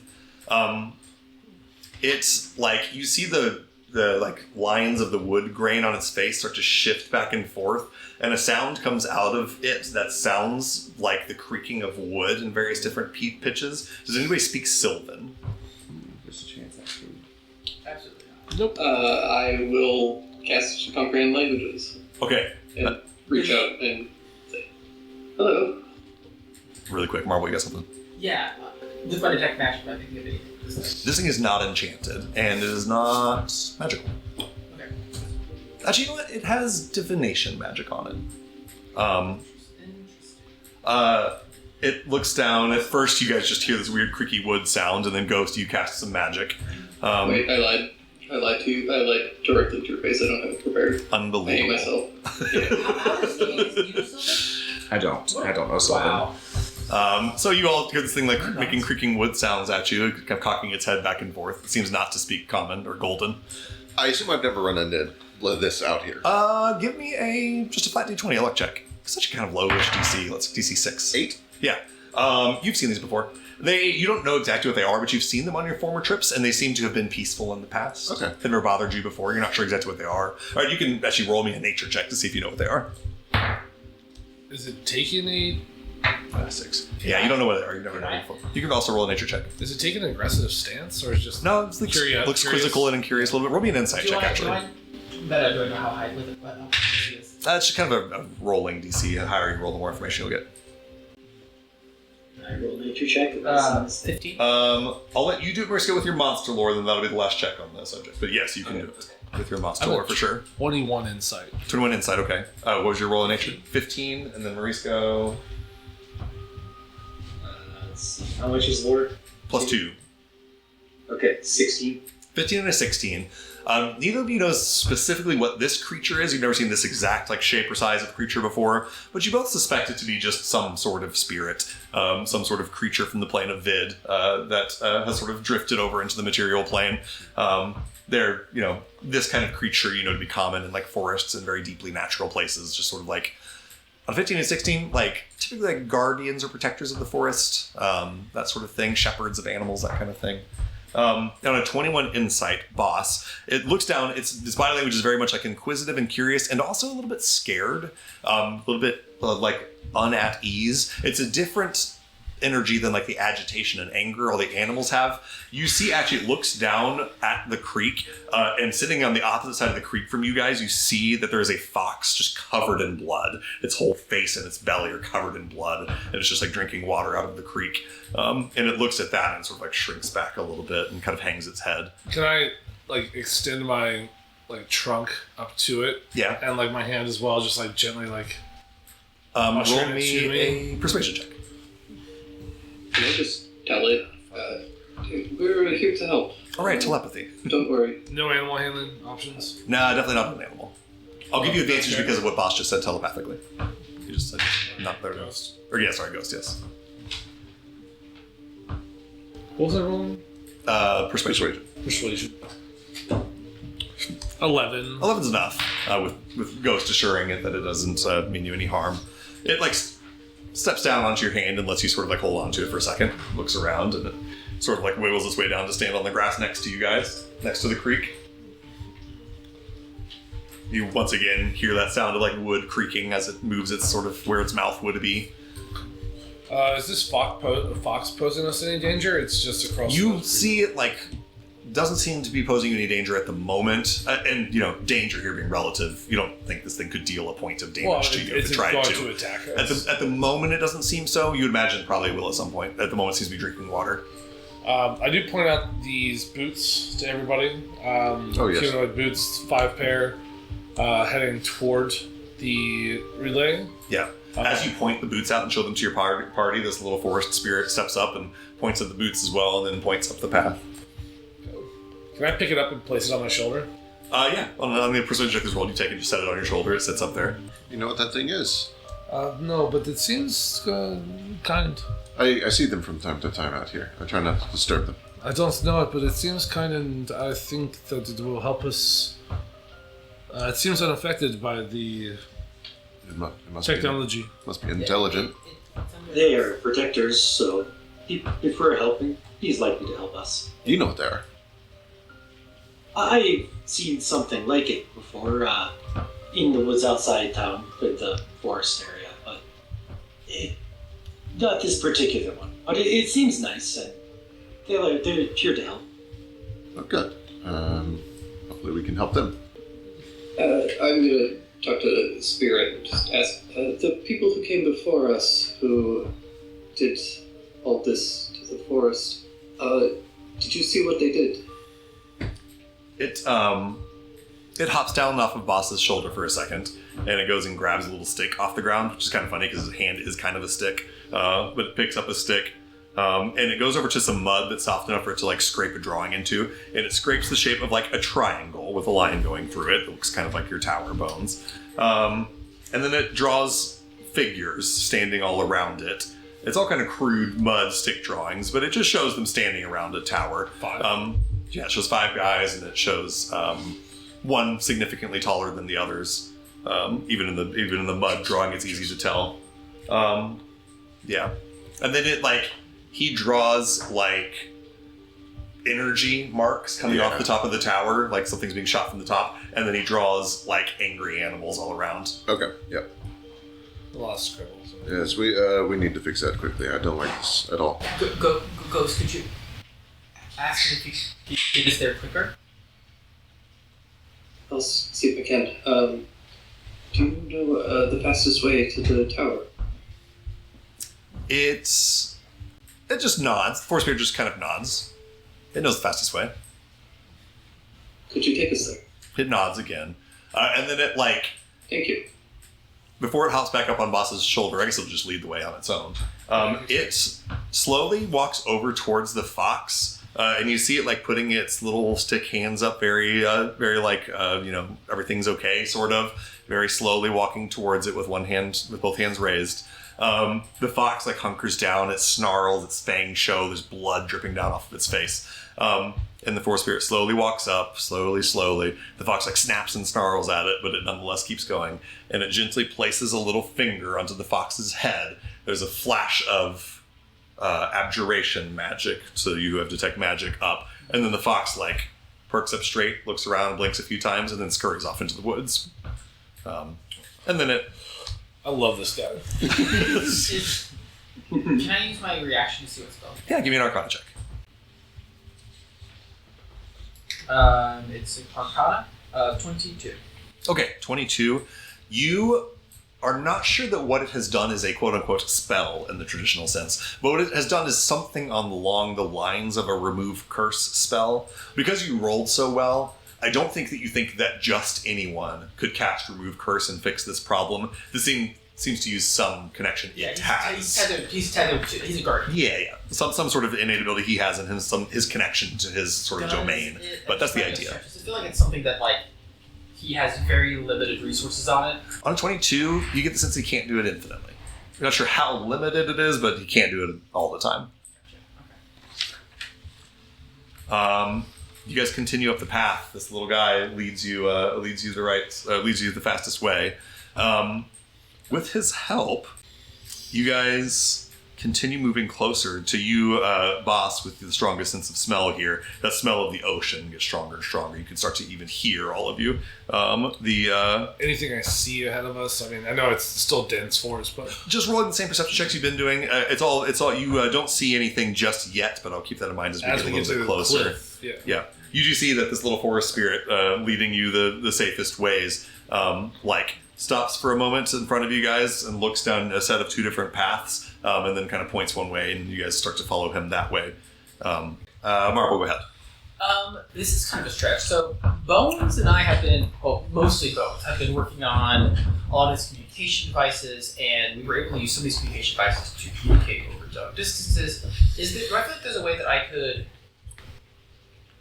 mess with one of his receivers or transceivers to create a jamming signal?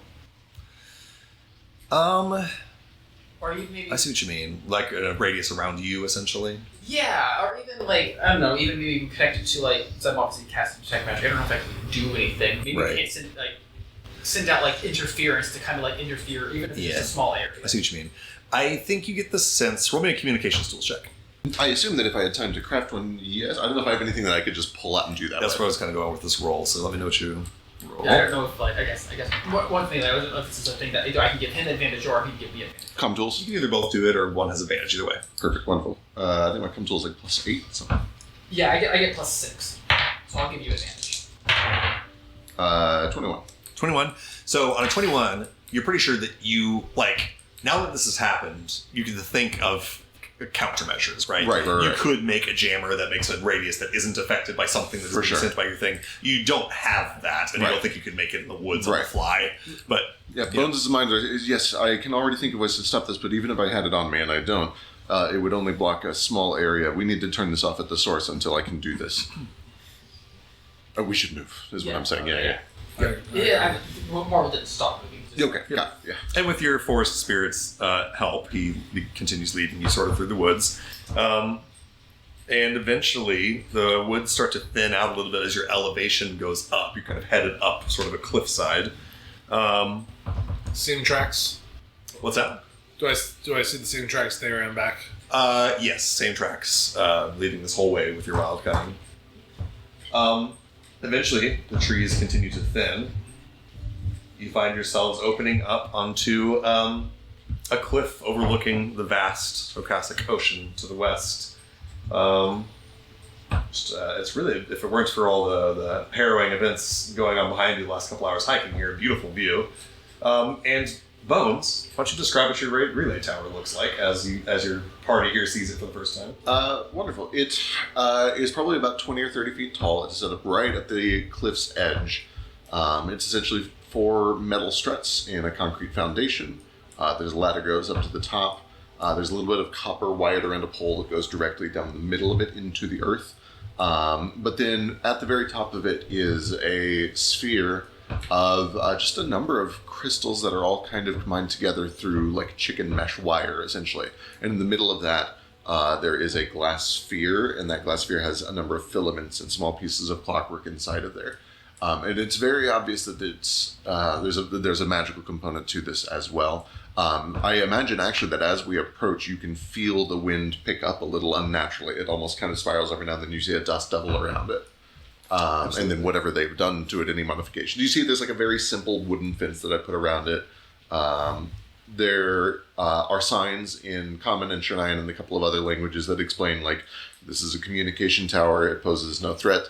If you need to talk to someone about this is where I'm located, please get in touch with me, yada, yada, yada, yada. This has your contact information on it, essentially your name? It has my old contact information, which is my old apartment. And as I walk, I'm like, I should probably remove that. That is outdated now. But it does have your name? It has my name, yeah. Okay. Before you get too close, I do want to hand you the ring of puzzles wit in case you have to. Oh, thank Pretty you. much in case we get attacked and we need to. As you guys start to approach, the Spore Spirit, of course, moving along with you. Before you really get it, you go ahead, Marvel. I have my tech magic. Good to know. Yes, as you get close, there's powerful magic on this thing. You sense. I don't know if Bones has brought you here to see this before. I don't think so. Probably not. It's you out of the probably way. know about it. So you sense the things that you might expect. Marvel's not really an outdoors guy. Right. Stands to reason. Bones isn't. Yeah, he's outdoors. He's a city kid. As you guys are approaching, this little forest spirit walks off to the side, and you see that sitting with his feet dangling off of this cliff over here is another little guy. Kind of hard to see. He looks kind of like maybe a little bit like a little mushroom guy. He's like a little green skinned, kind of a big, like foldy mushroom cap. Looks kind of like the mushroom that grow, or the mushrooms that grow on the side of trees in like layers. He's got a big white mustache and white beard, and you see that he has in his lap a bunch of little pieces of wood, and he's like cobbling. He's so cute. This little wooden spirit like runs over to him, and they start talking to each other in Sylvan. And as you guys approach this tower, the two of these guys start walking back towards you, and then Boss, who had been watching the tracks and who saw those spots where the ground burbled, and as if something was digging up from beneath the ground, see that happening right beneath their feet. And we're going to roll initiative. No! No! I've known this creature for 2 seconds, and I will give my life for him.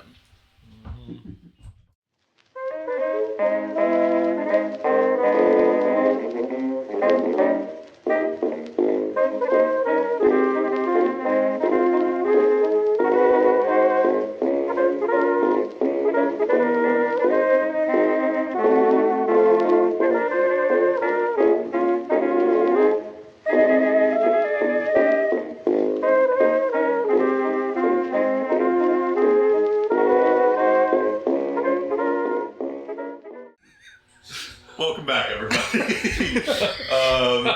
As you guys approach this relay tower that Bones has constructed on the fringes of the Wapiniska Forest, on a cliff overlooking the Akashic Ocean, and your two little forest spirit friends convene with one another and begin having a conversation.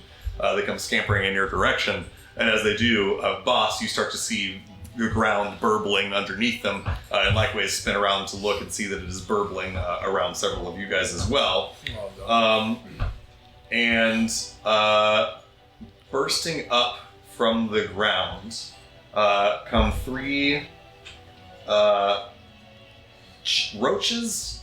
They look like beetles or something. They're the size of, I don't know, big dogs, mastiff-sized roaches.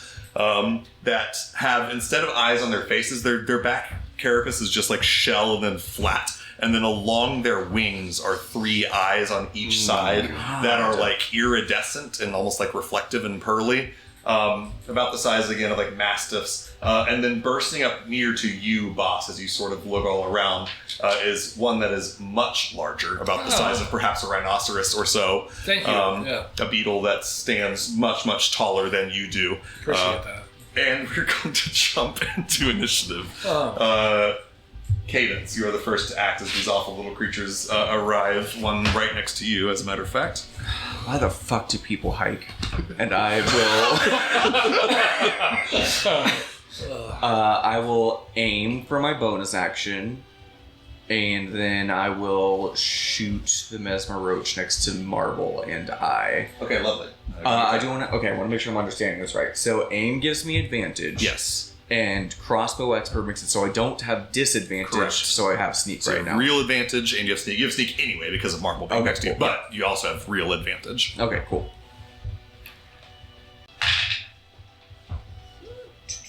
21. 21 will absolutely hit. That's all 3 ones on the dice for a total of 7 damage. No way. Jesus. You fire this shot right into the shell of this giant beetle for 7 points of damage. That brings us... Anything that does your action, bonus action, and you can't move. So Correct, your yeah, that's turn. me. That brings us next to Ghost. Okay. How far down is the butter? Roll me 2 D100.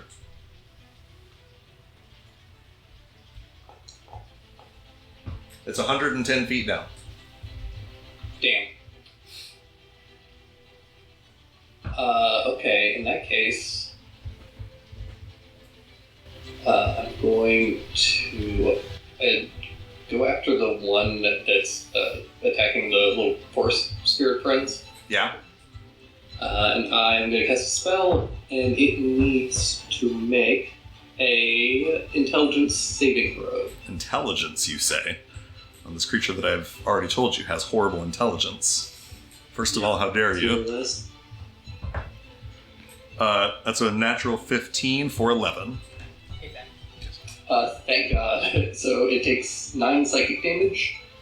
It can't take reactions, Yeah. and it only gets either an action, bonus action, or a move action on its turn. Gross. What's this look like? I think it's just one of Ghost's little kind of iridescent blue butterflies goes and strikes into it and causes its eyes to kind of like flicker, and they get that kind of like misty, almost cataract look to Yeah. them. And it just looks a little dazed and confused. Hell yeah. You see all 3 of the eyes on each side of its head like blink a bunch of times, kind of like not in unison. They're like cloudy and snowblind almost. Amazing. Anything else? Yeah, I would love to just move a little. Just over towards our buddies. Alright. You get close to your buddies. They're so special. But I forgot to describe the stature of this little one, the other forest spirit, the little mushroom guy that was working with a little pile of wood cobbling. He's about 9 inches tall. I'm gonna hold my hand down to him. He looks eager to scamper up into it. As you reach your hand out to him, he begins speaking in Sylvan, which nobody understands. The sound that comes out of this creature's little mouth as it speaks, it has like a regular mouth and is just talking. If you've played the Mario and Luigi series where they do like the fake Italian rambling that we've sometimes compared to Patches, it's like that, but Irish. It does like a weird little fake Scottish rambling as it jumps up into your hand. Irish, Scottish. I cannot try to do it myself, so you just have to imagine that with me. That brings us to Boss. Samajik. It would be so cool if I knew what to do here. That would be really cool, huh? Yeah. What would be the best placement for me right now if I could be within 10 feet of the majority of my party? Like, You're currently within 10 feet of everybody besides Marble and Ghost. If you went right here, you're within 10 feet of everybody. With the exception of one forest spirit. is that the one that's... Is that The one that's about to on scamper into him? Ghost's hand. It hasn't yet because it hasn't had a turn, but... Okay. Bummer. He hasn't had a chance to scamper. I don't know that. I don't know that. So I don't know that. I mean, you in character see Ghost reaching down for it. If you wish, if this is an action you're about to take, you can hold your action until it scampers into Ghost's hand. Yes, okay. I will hold then. I will hold action. Okay, what is the action you're holding? Airlift. Okay, sweet. You begin sort of casting this spell, moving your hands around, the wind whipping up around you, capitalizing on the already strong winds here from Ghost or from Bones magic. Thank you for reminding me of that, because I was about to... Yep, always an option to hold an action. The only thing that happens when you hold a spell, you start casting it now, you do have to concentrate until you release it. That's fine. I'll hold... I'm going to go ahead and cast bonus action. Okay. I want to cast Starry Form. Oh, nice. Hell yes. Yeah. So I took Divergent for my feet this time. So I took Starry Form. At this point, as Boss starts to like cast this spell, you also start to see his like skin shimmer and glow, and light starts to emit from me. Which one of the constellations do you choose? I think you have to choose one. I will choose Chalice. Okay, got it. Love it. Because I'm a all right. thirsty bitch. Wind starts to whip up around you, and you're holding your action as you cast that spell. Next up is the little forest sphere that you're waiting to act. This little guy scampers up into Ghost's hand. As it touches you, Ghost, actually, it starts scampering your hand, then it raises a finger, like, wait a second. It goes down. What kind of shoes does Ghost wear? Wild question to know. Like foot wraps, essentially. Okay, he goes down to your little foot wraps. He gets a little cobbler's hammer that he's wearing and starts hammering into your foot wrap so fast. You see little, like, magical glyphs appear in your foot wraps. There's 3 little glyphs along the top of your foot. And then he climbs up into your hands. And he's going to use a bonus action to hide. He just, like, crawls under your robes and hides. That's his turn. Guys, these spirits have salt in them. I'm so excited. They're little crafters too. I love how this guy can craft extremely quickly. But he's like, I'm slow. Yeah. So I take my action? Yes, and now your held action goes off. Alright, so airlift occurs. You feel that wind pull us all up off the ground. Uh-huh. And then I want to be taken up to 60 feet away. Okay. Yeah. I'll probably position us a little bit further back from the big baddie. All right. What do you guys feel about to the east? Yeah? Yeah, away from the tower seems good. Yep, let's go to the away east. from the tower. This is 60 feet to get you... It could get you all the way off the map if you want to be like fully off the map. We can just scoot you to the side and remember that you're off the map. Or you can go like down southeast into the woods. Let's go southeast of the woods. Okay. Even then you can still get off the map. Are there any of the baddies within 10 feet? No? No baddies within 10 feet of you, know. Okay. Let's just get down. You see that wood in the southeast corner? Yeah. Let's go over there. That look good? Looks good to me. Love it. All right, cool. Do we keep our relative position? Yep, you keep your relative position, just land in the same position you were relative to each other. Wind just picks you all up and deposits you right over there. Big gust of wind just swirls up underneath you, pulls up your robes, or exposes your booties, or whatever it does. Yeah, And then some butt stuff will come out. Pulls up my metal flaps. Amazing. That is your held action. That is the end of this little spirit's turn. He did the thing he needed to do. That brings us to Mauricio. Doesn't that move everything? I don't think a single person here is not wearing pants. I'm not wearing pants. Oh, well, it's just you then. I'm wearing robes. You exposed yourself, and that We was it. see his starry ass. So we just see Boss's ass is all. Shiny, starry ass. So shiny. I guess I will move up here next to this Mesmer Roach. Let's cast a booming blade on it. Hell yeah. I like to think that I smack it with the frying pan and it kind of echoes. And that's the booming part. Hell yeah. Oh no. 7 is not going to hit. You're I'm going to use my inspiration on Okay. that. Roll it. Okay, 24 does hit. You slam your frying pan down and it cracks the carapace and sends like a sonic boom off of it. Plus 3. Plus 3. Yeah, so 9 damage. 9 points of damage. It was not under half health or hit points for the purposes of your shark bite rapier, but it is now under half hit points. Okay, cool. Then I will back up and risk an opportunity attack. Okay, we'll take it.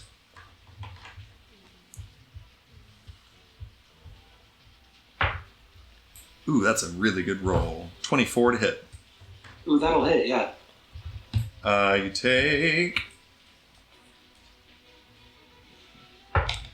Oops. Cocked. Ugh, minimum damage. You take 4 points of piercing damage. As you try to step away, it grabs you with your mandibles, or grabs like your ankle with its mandibles and pulls backwards. You feel like a tearing in your flesh, and you fall prone in that spot. Which I think means you don't have enough movement to get back up, maybe. I can tabaxi crawl out of the way. Okay, there you go. That gets you out of there. Scramble on all fours for a second, get down. And that allows you to stand back up from prone if you wish to. All these tabaxis. Yeah, I'll also do that. I should have asked movement too. Lovely. Okay, that is Marisco's turn. Marmar. Mama, Marmar! little forest spirits, not the one that's hiding in ghost robes, but the other one, the little wooden guy, looks around at all of you guys, looks at the little forest spirit going to hide in ghost robes. It looks at Marisco running up and starting to fight, and then it kind of looks towards you, Marisco, and just nods silently at you. It leaps up into the air, jumps into a tree stump, disappears like it's gone down into a Mario pipe, and then reappears right over by this tree. And you see it picks up a big stick on the ground and goes to whack this big bug with its stick. Hell yeah. Hell yeah, little forest spirit. That's an 18 to hit and a 25 to hit. This little bastard. My guy. He's so good. Merciful God Almighty, this guy rolled maximum damage too.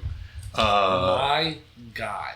He picks up this stick. You see, much like when he did the spell earlier to remove that enchantment from the fox, he does some sort of magic to his stick. You see like green energy wrap itself around the stick and start to form like a magical sort of club. And he swings it twice at this bug. He does 19 points of damage. Oh my god. My guy.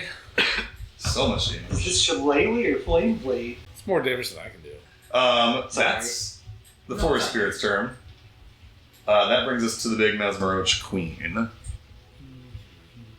Poor Spirit, no. Spirit, no! Yeah, Spirit may regret his choices. This big, terrible beetle gets whacked in the back with this magic. You see the Spirit's, like, so small. Like 2.5 feet tall against, like, a rhinoceros-sized beetle that turns around slowly towards it. Takes a step down in this direction, sort of squaring up around it, skittering sideways on its bug legs, and then is going to take an attack on this forest spirit with his mandibles.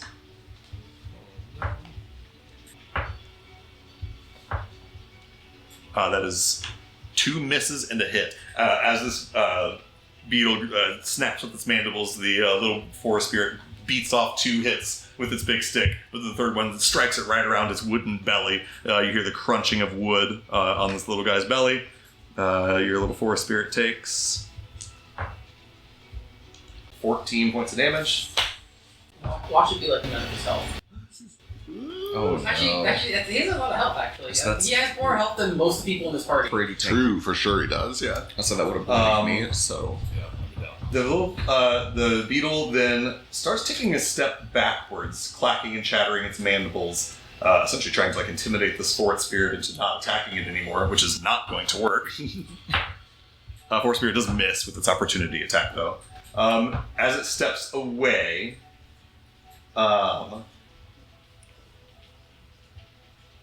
it turns in the direction of all of you guys. You see it kind of turns its side toward all of you. Oh, hell yeah. No, don't say that. Don't say that. And all 3 of its eyes shimmer pearly iridescent and radiant. And all of you find yourselves like inadvertently just kind of staring. I need wisdom saving throws from every single one of you. But I'm bad at those. I should have chosen. I'm just dragon. not great at those. Sorry for whoever I'm about to kill. Same. Okay. That was fun. Let me know the rolls. Bones. 5. Failure. Patches. 18. That is a success. Boss was a success. 22. Cadence. 3. Failure. Failure. Ghost was a nat 20, I believe you said. So it sounds like Bones, Cadence, and Marble, you all fail. You just, like, for a moment you feel just, like, drawn into its eyes. You watch the, like, visuals around it start to swirl like you're being pulled down a drain as you stare into its eyes. And we'll find out what happens on your turn. For the moment, you cannot take reactions. Another one. This one has no idea what Booming Blade is, tries to move and takes Booming Blade damage. So Morisco, you can roll your Booming Blade damage. 4. Really close to finishing it off. You actually don't need to necessarily see it happen, because what happens is it burrows down into the ground and starts digging crazy fast. There's an explosion of thunder from under the ground that like rips the earth up underneath or next to it, and then it kind of abandons that idea and starts going across the ground towards you instead in the grass. It'll make an attack against Morisco. Ooh, that's probably going to hit. That's a 19 to hit Morisco. God, yeah. Thank you for tanking. Morisco, you take 10 more points of damage and are once again knocked prone. As this thing once again grabs at your feet and pulls you down to the ground, starts to try to crawl on top of your chest. I hate this thing. Me too, if it's any consolation. You did it. So. I did. Sometimes as a DM you have to do things that you hate to hurt your friends. True. Bones, it's your turn. Oh my god, so true. I failed the wisdom save. What happens? I need you to roll me a d10. Oh no, it's confusion. That's the worst news No, I've ever heard. worst news. 6. 6. You can move and act normally, but you are staggered for this turn. What's which means that you take either an action or... Well, hold on. Let's double check We this. got a new thing. New mechanic thing. here. New CE condition. Wow. So exciting, everyone. A staggered creature. A creature with a staggered condition experiences the following effects. You cannot take a bonus action or a reaction. Attack rolls against you have advantage. You have disadvantage on attack rolls. If you cast a spell other than a cantrip, you gotta spend 1 spell slot higher level. As if to cast level 1 spell, you gotta spend a level 2 spell slot. It's basically death. At the beginning of your turn, choose one of the following. You can either take an action or move, but not both. Jesus. Or you can do half movement and a single weapon attack or a cantrip. I think I'm just going to take my single attack plus half move. Understood. You feel like foggy and you like have to really focus your vision to see what's going on around you. Yeah. Everything's still kind of swirling around this bug's eyes. Yep. And I just begin to try to point the rifle at the thing right next to me and Morisco. Understood. With disadvantage. 16 to hit. That will hit. 8 points of damage. A squelch as bug guts scatter all over the ground and this thing is dead. Thank Christ. Cool. I will use my half movement to essentially get 3 tiles to east behind boss. Understood. And that is me. Love it. All right, that brings us to another one of these Mesmer Roaches. This one is all good. Nothing weird happening to it. It burrows into the ground and digs its way over towards Mr. Forest Spirit. And we'll make an attack on him. That hits Mr. Forest Spirit for 7 points of damage. This attack also knocks this little forest spirit prone. It gets dragged down to the ground by this beetle that is much bigger than it. Dire straits for our little forest friend. Next. This one up here is the one... Remind me again how it is limited, Ghost. I don't remember. If it's either an action, bonus action, or a move, and nothing else. Fuck, I hate that. I think it is just going to take a move. It burrows into the ground and burrows its way over towards closest people. That's it. It sort of blinks a few more times and that effect sort of wears off. Alright, Marble, that's your turn. Bones is stand better. Is there sorry. a repeated save on the... It just will end at the start of that creature's next turn. Got it. Oh, I should have rolled this before, but I'll roll it now because I forgot. 5 or 6, it gets that ability back. It does not get its confusion back. Alright, I roll a d10. Yes, roll me a d10 to see what happens. 3. Same thing as bones. You can move and act normally, but you're staggered.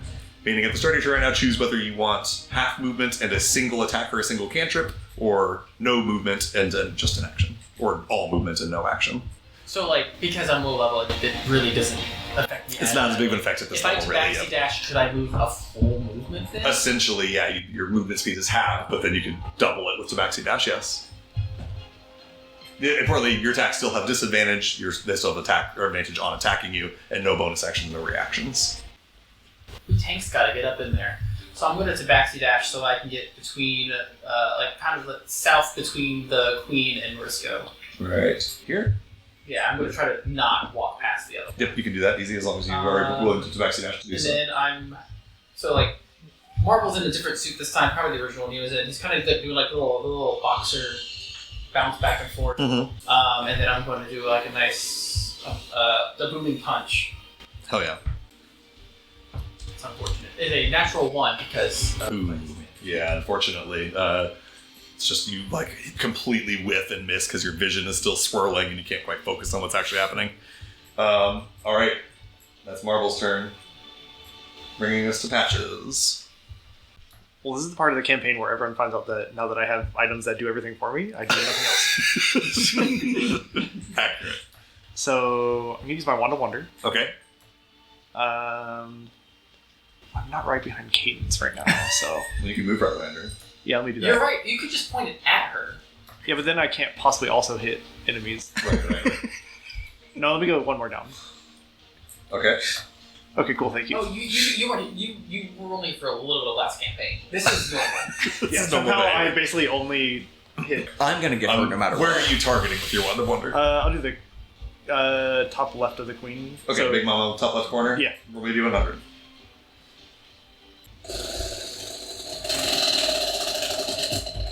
66, the devil's number. Oh, it's 2/3 of it. You raise this rod up, point it, like, aim it over Cadence's shoulder. Your armpit because. Right. Oh yeah, he's way taller. She's way taller than you.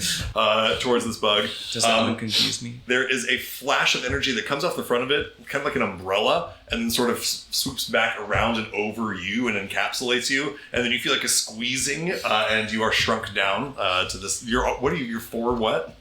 4'8". 4'8". You are now shorter than this forest spirit at 2'4". Hell yeah. Reduced to the size small by the enlarge reduce go. spell. Can you talk with a really small voice? It's really hard. It's already like high pitched. So So high pitched to Like you're start with, already yeah. in falsetto, yeah. All right, that's your action. Great. Well. So good. Has anyone gotten damaged Morisco's gotten hit. that I care about? And it's your forest spirit friend if you care about him. Got him. I do care about the little guy, so I'll use a healing word on the little guy. Okay, got it. First level? Yeah. All right, roll me a d4 and add your wisdom.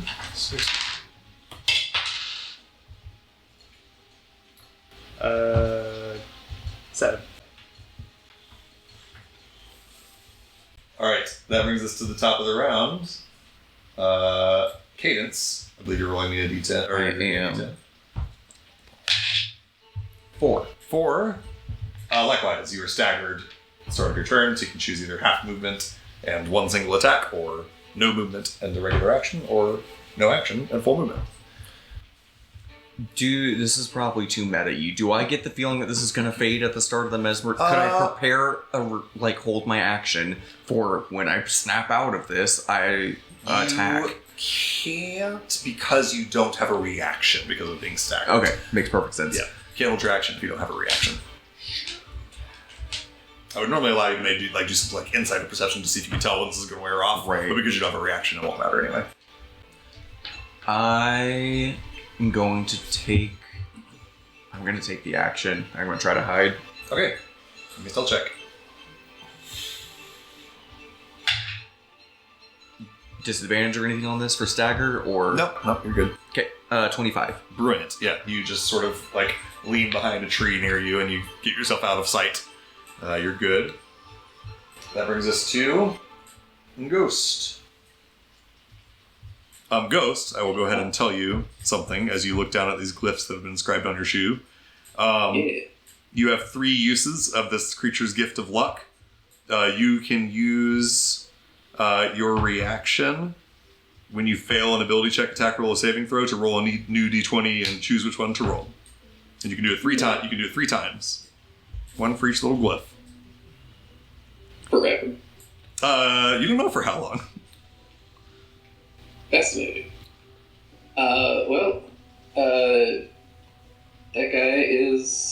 That other guy is a bit of a fighter, but he's in a harrowing situation. So I'm gonna just cast Vortex Warp on him and pull him over onto my other shoulder. Lovely. Alright, easy there, Tiger. Stick with the group. Yep, he lands on your shoulder. I will put you at half movement if you literally keep physically carrying him. He's little, but not that little.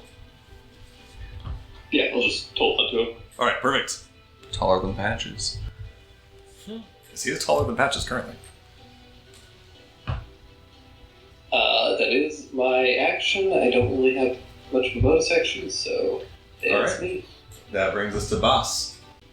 I think I want to use a shotgun. So anyway, I start blasting. Alright. Which one are you shooting at? Big Mama? The one closest to me. Okay. Doesn't matter. I don't hit it. What'd you get? Single digits? Yeah. Okay. Yeah, you fire the shotgun blast, and a couple of the pellets hit its carapace, and a couple hit the dirt. Okay. That's your action. So then bonus action, I'm going to cast Healing Word, but I'm going to use Chalice at the same time on Risco. Okay. Oh yeah. So You can add a little extra healing, right? I fire the shotgun. Still not quite sure how this thing really works. The spread on it's a little weird. But I fire, miss the thing. I kind of shrug my shoulders, look at it, shrug my shoulders, whatever. Reach my hand up, and then up in front of me, you see all of these pebbles pull up that start shining. It almost looks like a giant chalice that's just circling above me. Morisco, you're going to take plus 9 points plus 7, so 16 points of healing. Ooh, big heal. 16 points of healing. Nice. That's these- full, I think. Off a bonus action is crazy. As these glowing pebbles sort of swarm around you and sink into you. You feel yourself invigorated, your wound's closing, your ankle, the flesh starts to close up from that wound on your ankle. And I say, Seth Bahatar. Alright. Anything else on your turn? You got movement if you want it. Do you want to take some movement? Yeah. Let me go down underneath marble. Alright. Perfect. Sweet. Next up is the little forest spirit that is hiding in Ghost's robes. Ghost, you hear the sound of spellcasting from underneath your robes. I think that's all that happens. Yeah, that's it. Morisco. Okay. I'm gonna step up a little bit. I'll turn around and... I assume you start by standing up from prone. Yeah, I'll stand up from prone. Cool. Use 5 of my 15 remaining movement to step up once. Alright. We'll turn around and do a quick jab. I want to go for one of the eyes, but, we'll see. I like it.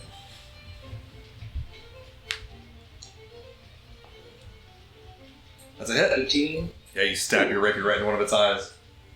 Okay. It is not quite bloodied, unfortunately. That's unfortunate. But that is still 7 plus 3? 10 10 points. damage, yeah. Alright, cool. Barely standing, you stab your rapier into its biggest eye on its wing, and it starts to bleed as the light starts to go out of it. It's not as iridescent now. Okay, I'm going to try to lower it this way. It is going to try to attack you. That's going to be a 13, I think misses. Misses. Sick. really quick, I forgot to have you do this on the last turn when it hit you with a attack. Roll me a Constitution saving throw. Okay, got it. No immediate effect, but you just kind of feel your head swimming a little bit. Anything else? You staying right there? I'll move one more over, why not? All right. No bonus actions. All right. That brings us back to Mr. Wooden Forest Spirit. Ghost, roll me a persuasion check. Oh,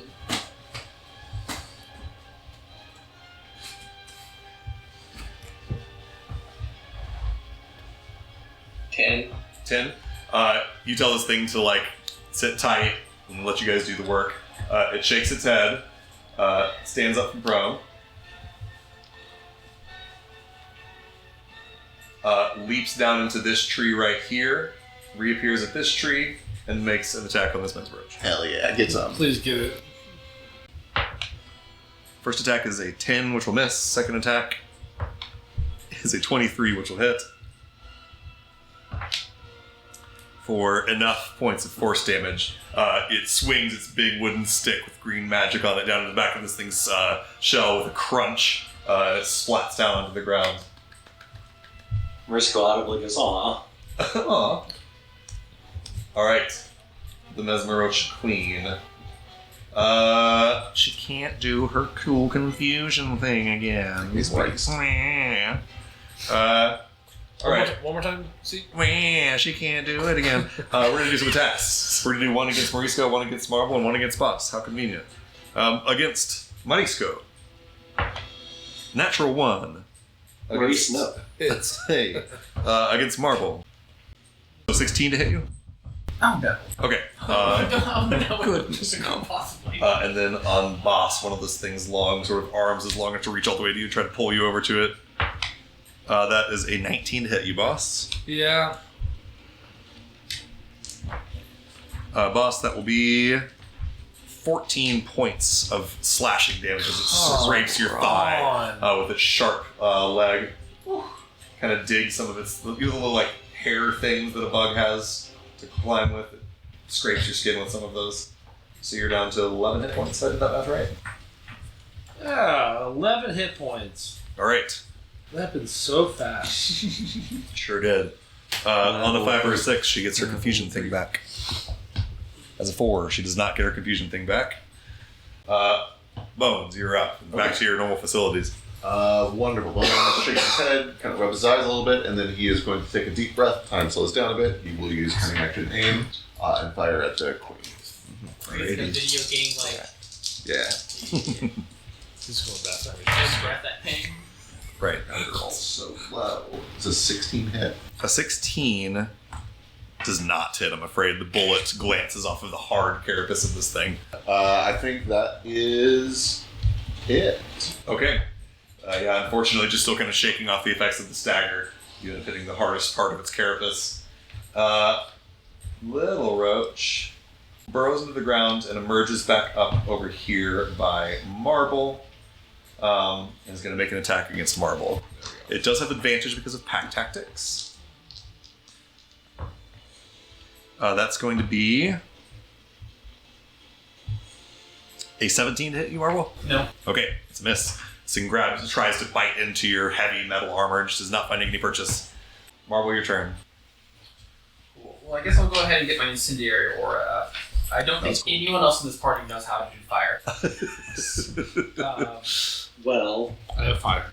Some fire good. options. Okay, cool. You guys do see that there is like the smell of kind of like it smells like gas in here now, and you kind of get the feeling that if something is hit by fire, they will be engulfed in flames. Hell yeah. Does it smell like kerosene floating in the air all around Marble? Yeah. And then I'm going to swing around to the other side of the mesmer. I'm going to stay within read. I'm going to stay within right there. Yep. And then I'm going to do a booming punch On Mama or Baby? on Mama. Okay. Assuming it's not going to hit a 14. 14 is going to miss, unfortunately. Yep. You make purchase, but it's just a hard carapace. Alright. That brings us to Patch's turn. Wonder. Okay. Still at the mama, still in the same spot? Of course. Alright, do 100.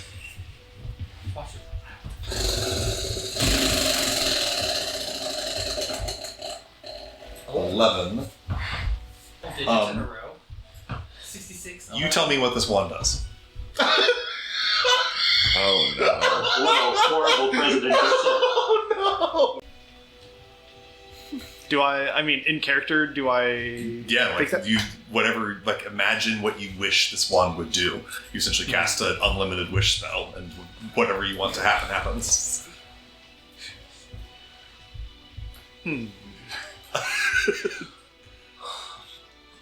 So I have images of a yacht in my head. All right, you imagine a yacht, truly a thing from our world Like- in real life. I like to think it just like flies in from the side and just demolishes. Absolutely. Yes, thank You watch as a yacht flies up.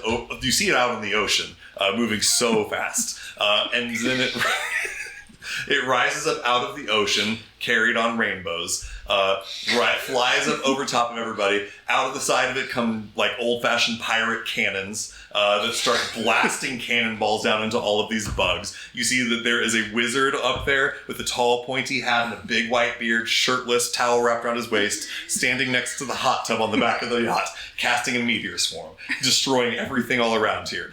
He jumps down off of the yacht, lands, pulls out a sacred book, reads a passage, and you start to ascend into the sky in golden light as a crown appears on your head.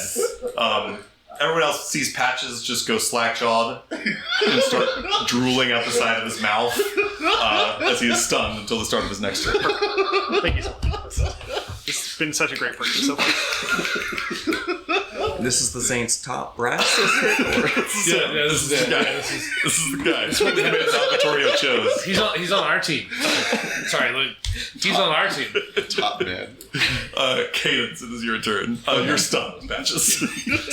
Alright, so I'll come out of my stagger and I see Bone Shot land but hit something hard. And I'll just look over and say, I'll get you an opening. And I'll try to shoot at the queen from my hidden position. Yes, you have advantage. You're hidden. Amazing. 11. Glances off. This thing's carapace is powerful. And then I will bonus action aim my little accessible inventions electro shooter situation and Oh, give yeah. the help action to Bones. All right, Bones, you've got a help action for your turn. You. Any movement, Cadence, since you didn't take the aim?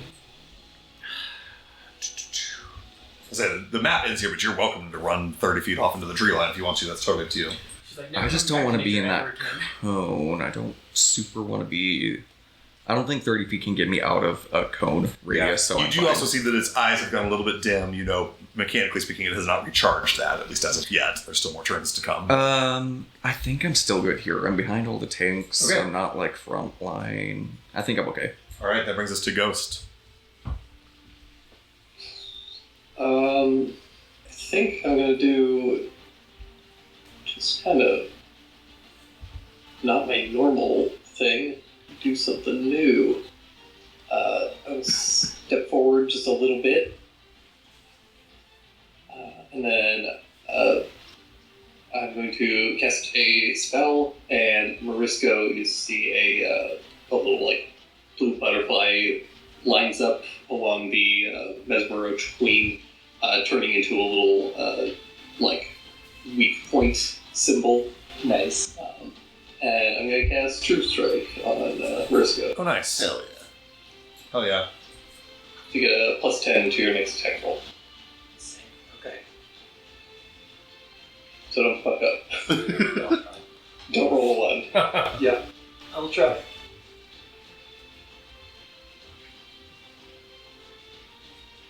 All right, and then sweet. take some cover behind this bush. Love it. That is it for Ghosts. That brings us now to Basamajik. You do see, and I know you got some fire options. You do see, you smell this kerosene around you. You know, doing any kind of fire is going to be extra effective around Marble right now. Let's use Lava Splash. Hell yeah! So this is Acid Splash, just Hell yeah. reflavored for me in Yeah. rock form. Hell yeah! You just reach down to the earth, and there's just a fissure, and lava erupts from the earth. Yeah, I just like grab like a snowball of lava. Let's read Acid Splash. Is that like an AoE dex save, I think? So? Dex save, yes. Remember if it's one guy or multiple guys. It got Multiple, changed. within 5 feet of each other, so I get them both. Yeah, it used to be you target 2, but you changed it to 5 an radius, AoE. 5 foot radius sphere. Lovely. All right, so you do hit both the guys. They need to make dex saves. Let's see here. Little one. I just rolled 6 too. Little one gets a 16, which is a pretty good roll for them. Which I think saves. Saves. Oh, no, sorry. The big one got the 16. Saves. And then the little one gets 20. It was a really good roll. So they both save. Stop. And unfortunately, that's no damage because it's a cantrip. Sorry, those were good dice rolls on not a very good stat for them. Alright, well, bonus action. Healing myself. All right, cool. You send this lava splashing up out of the earth towards these guys, and they both just skitter backwards really quickly before it hits them. 6. 16 healing for All right, you're myself. topped off at 23. That brings us to... This one's not doing anything at the moment. That brings us to Mariska. Okay, sick. The queen's already booming, right? I don't think... No, I missed. So, yeah, no, she's not moving yet. Okay. Oh, that's not as fun. Okay. I'll go ahead and try a booming blade then. All right, start with the attack booming blade.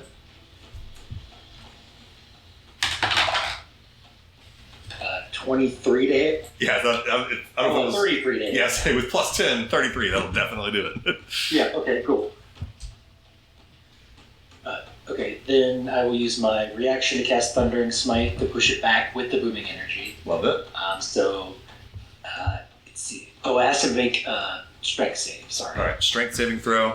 And I do think Yeah. for booming blade, I could be wrong here, someone will correct me if I'm wrong. Isn't it only if they like willingly Voluntary move? movement, Yeah. yeah. So this won't proc, So- but yeah, so it's You should have to run back. Moves But then you have- closer. Yeah. I see what you're saying. Cool. The strength saving throw is, I'll roll this in front of the board. It's pretty important. Plus 5. That's a natural 1, so it definitely fails. It crit fails if there's a crit fail on this. Okay, so it's push back, knock prone, then it takes 7 plus 9, 16 damage, which is a mixture of piercing and thunder. Ooh, 17 points of damage.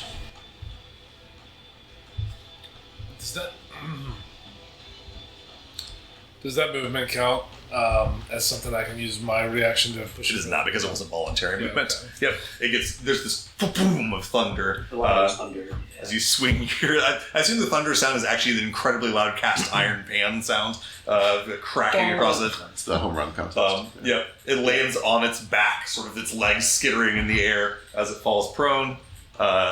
Massive hit, incredible. Sick. Okay. I'll stay where I'm at because I moved into the range of this thing. But I want to All right. push it, so it's more tempting. I like it. Did you want to? I guess it would be like here. It could be either one of these spaces, whichever you'd rather. I want it out of range for hitting marble, so it has Makes to walk sense. towards us to hit. In fact, you probably want it here. Here, because it's got because some that's reach. reach. Yep, Yeah, yes. that's better. Okay, yeah, I want it there's a fast reach. Yeah. Perfect. Alrighty, that brings us next to this forest spirit. Scampers over this way to keep killing beetles. Natural 20s. Goddamn. This guy This goes on rules, fire. dude. And a hit. Not a crit on that one, but a hit. My guy. Double damage. I thought this guy just might be a cute guy that you guys saw in the forest. He is and a that was cute guy it. we saw in the forest. Didn't see him coming along and joining this fight, but here we are. Coming along and winning this fight. Right. This is 24 points of force damage to this beetle and crushes it in one hit. Literally I guess it has down 2 me. hits. My But he swings this God. giant wooden club down and just squelches this bug onto the ground. Amazing. This fucking force spirit would have just I one hit me. love this. Can I give him a kiss? Yeah, it's not Free action, give him a kiss. Hey, you can do a little free action to give him a kiss, that's fine. Pat him on the head. Right. Alright, the queen. Half movement to stand up from prone, which I think that is That enough triggers, yeah. to trigger. So go over your booming Yeah. damage. 8. Okay, 8 points of thunderous damage. So convenient. Nice. Just an echoing of that frying pan sound again. Yeah, hell yeah.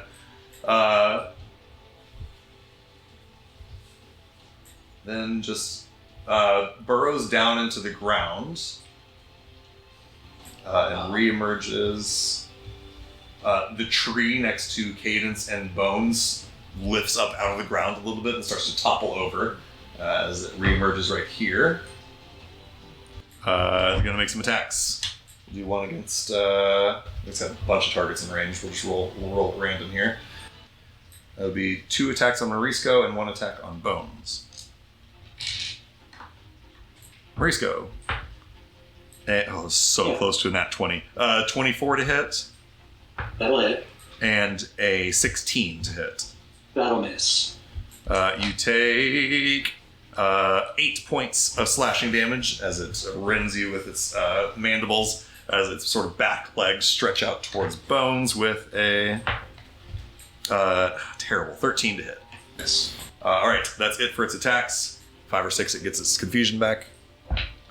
No confusion back. It hasn't recharged that once. Thank God. Alright. That brings us to Bones' turn. Wonderful. With Cadence's help, I'm going to start by using my bonus action to throw Hunter's Mark on this thing. Okay. And then I wait for a shot to line up and a fire. Oh my God, these rolls are so bad. 21. That will absolutely hit. Oh God.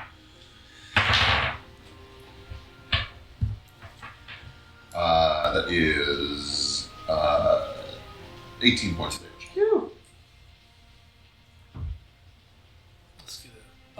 And I'll stay right there, actually. If I move back, I get an opportunity attack. If I move closer, I have disadvantage. So that's me. Yep. You find a soft spot right as it raises up its wings a little bit as it's facing back towards you to shoot underneath and into the soft underbelly of this thing.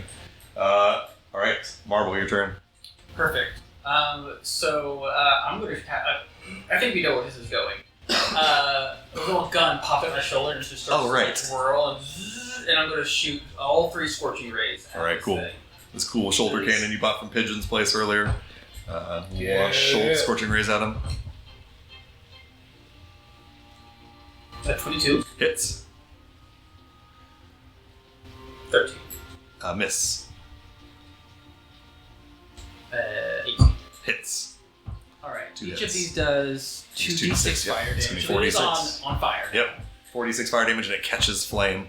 As you send these fiery bolts from your shoulder cannon, they swirl through this like kerosene gas and just explode on contact. There's a splash of fire across the back of it and it lights on fire. 15 points of fire damage. I love that. Ooh. It's good visual.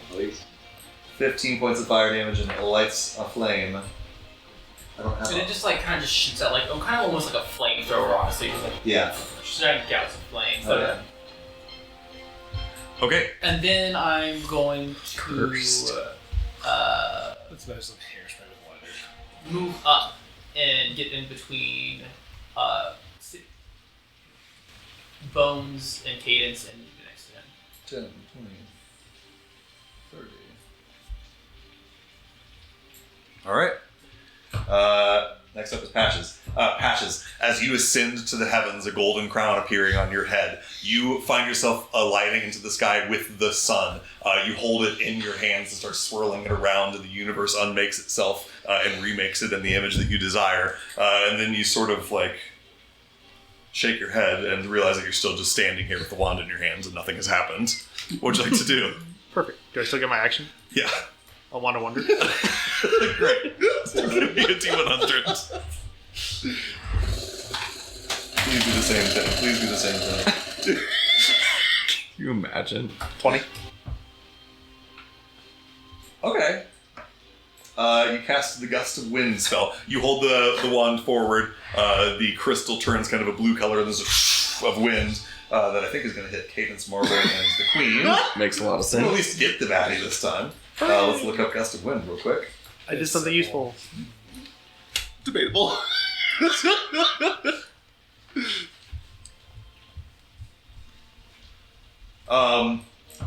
I need from everybody there a strength saving throw. Couldn't you grab those down? Roach Queen fails on an 11. I'm going to use my magic armor to use my int for, or I think. I like it.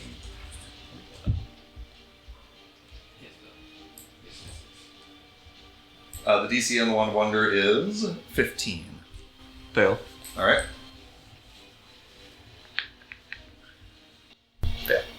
Okay. I just kind of didn't have much of a net effect. Hold on. I can just expend a charge to not be knocked prone. It doesn't knock you prone. All it does is push you. Okay. You guys find yourselves just like tumbling and your feet dragging in the grass and end up all pushed 5, 10, 15 feet this way. Which, no major effect on the fight, really. All right, that's Patch's action. Wow, I'm so good at this. I'm so good at this. A lot. Oh, never mind then. Well, 3, I think. A But 3? I mean, this is fine with me. It doesn't change my position at all. I have a reaction. I'll use my reaction to cast resistance. Okay. You get to roll a d4. Brings me to a 15. That's what you needed. So I just kind of I body block that. Yeah, you just kind of body block. All right, Cadence, that brings us to your turn. Alright, while it's stumbling in the wind, then I will take aim with my bonus action and hopefully just fucking kill this thing. Please.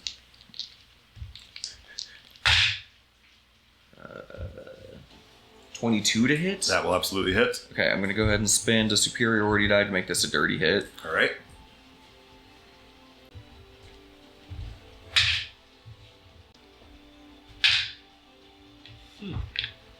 31 points of damage. Jesus Christ. Beautiful. Yeah. Beautiful. Tell me how Cadence does it.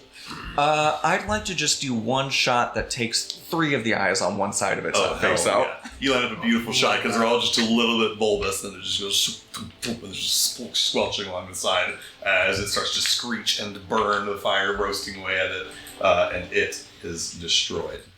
And with that is where we'll end tonight's episode of Spirit and Salt. We will see you all next time around. Thanks for watching. We love you very much. Thank you. Fairly Thank well. you. Thank you. Thank you. Wild. Goodbye now. Goodbye.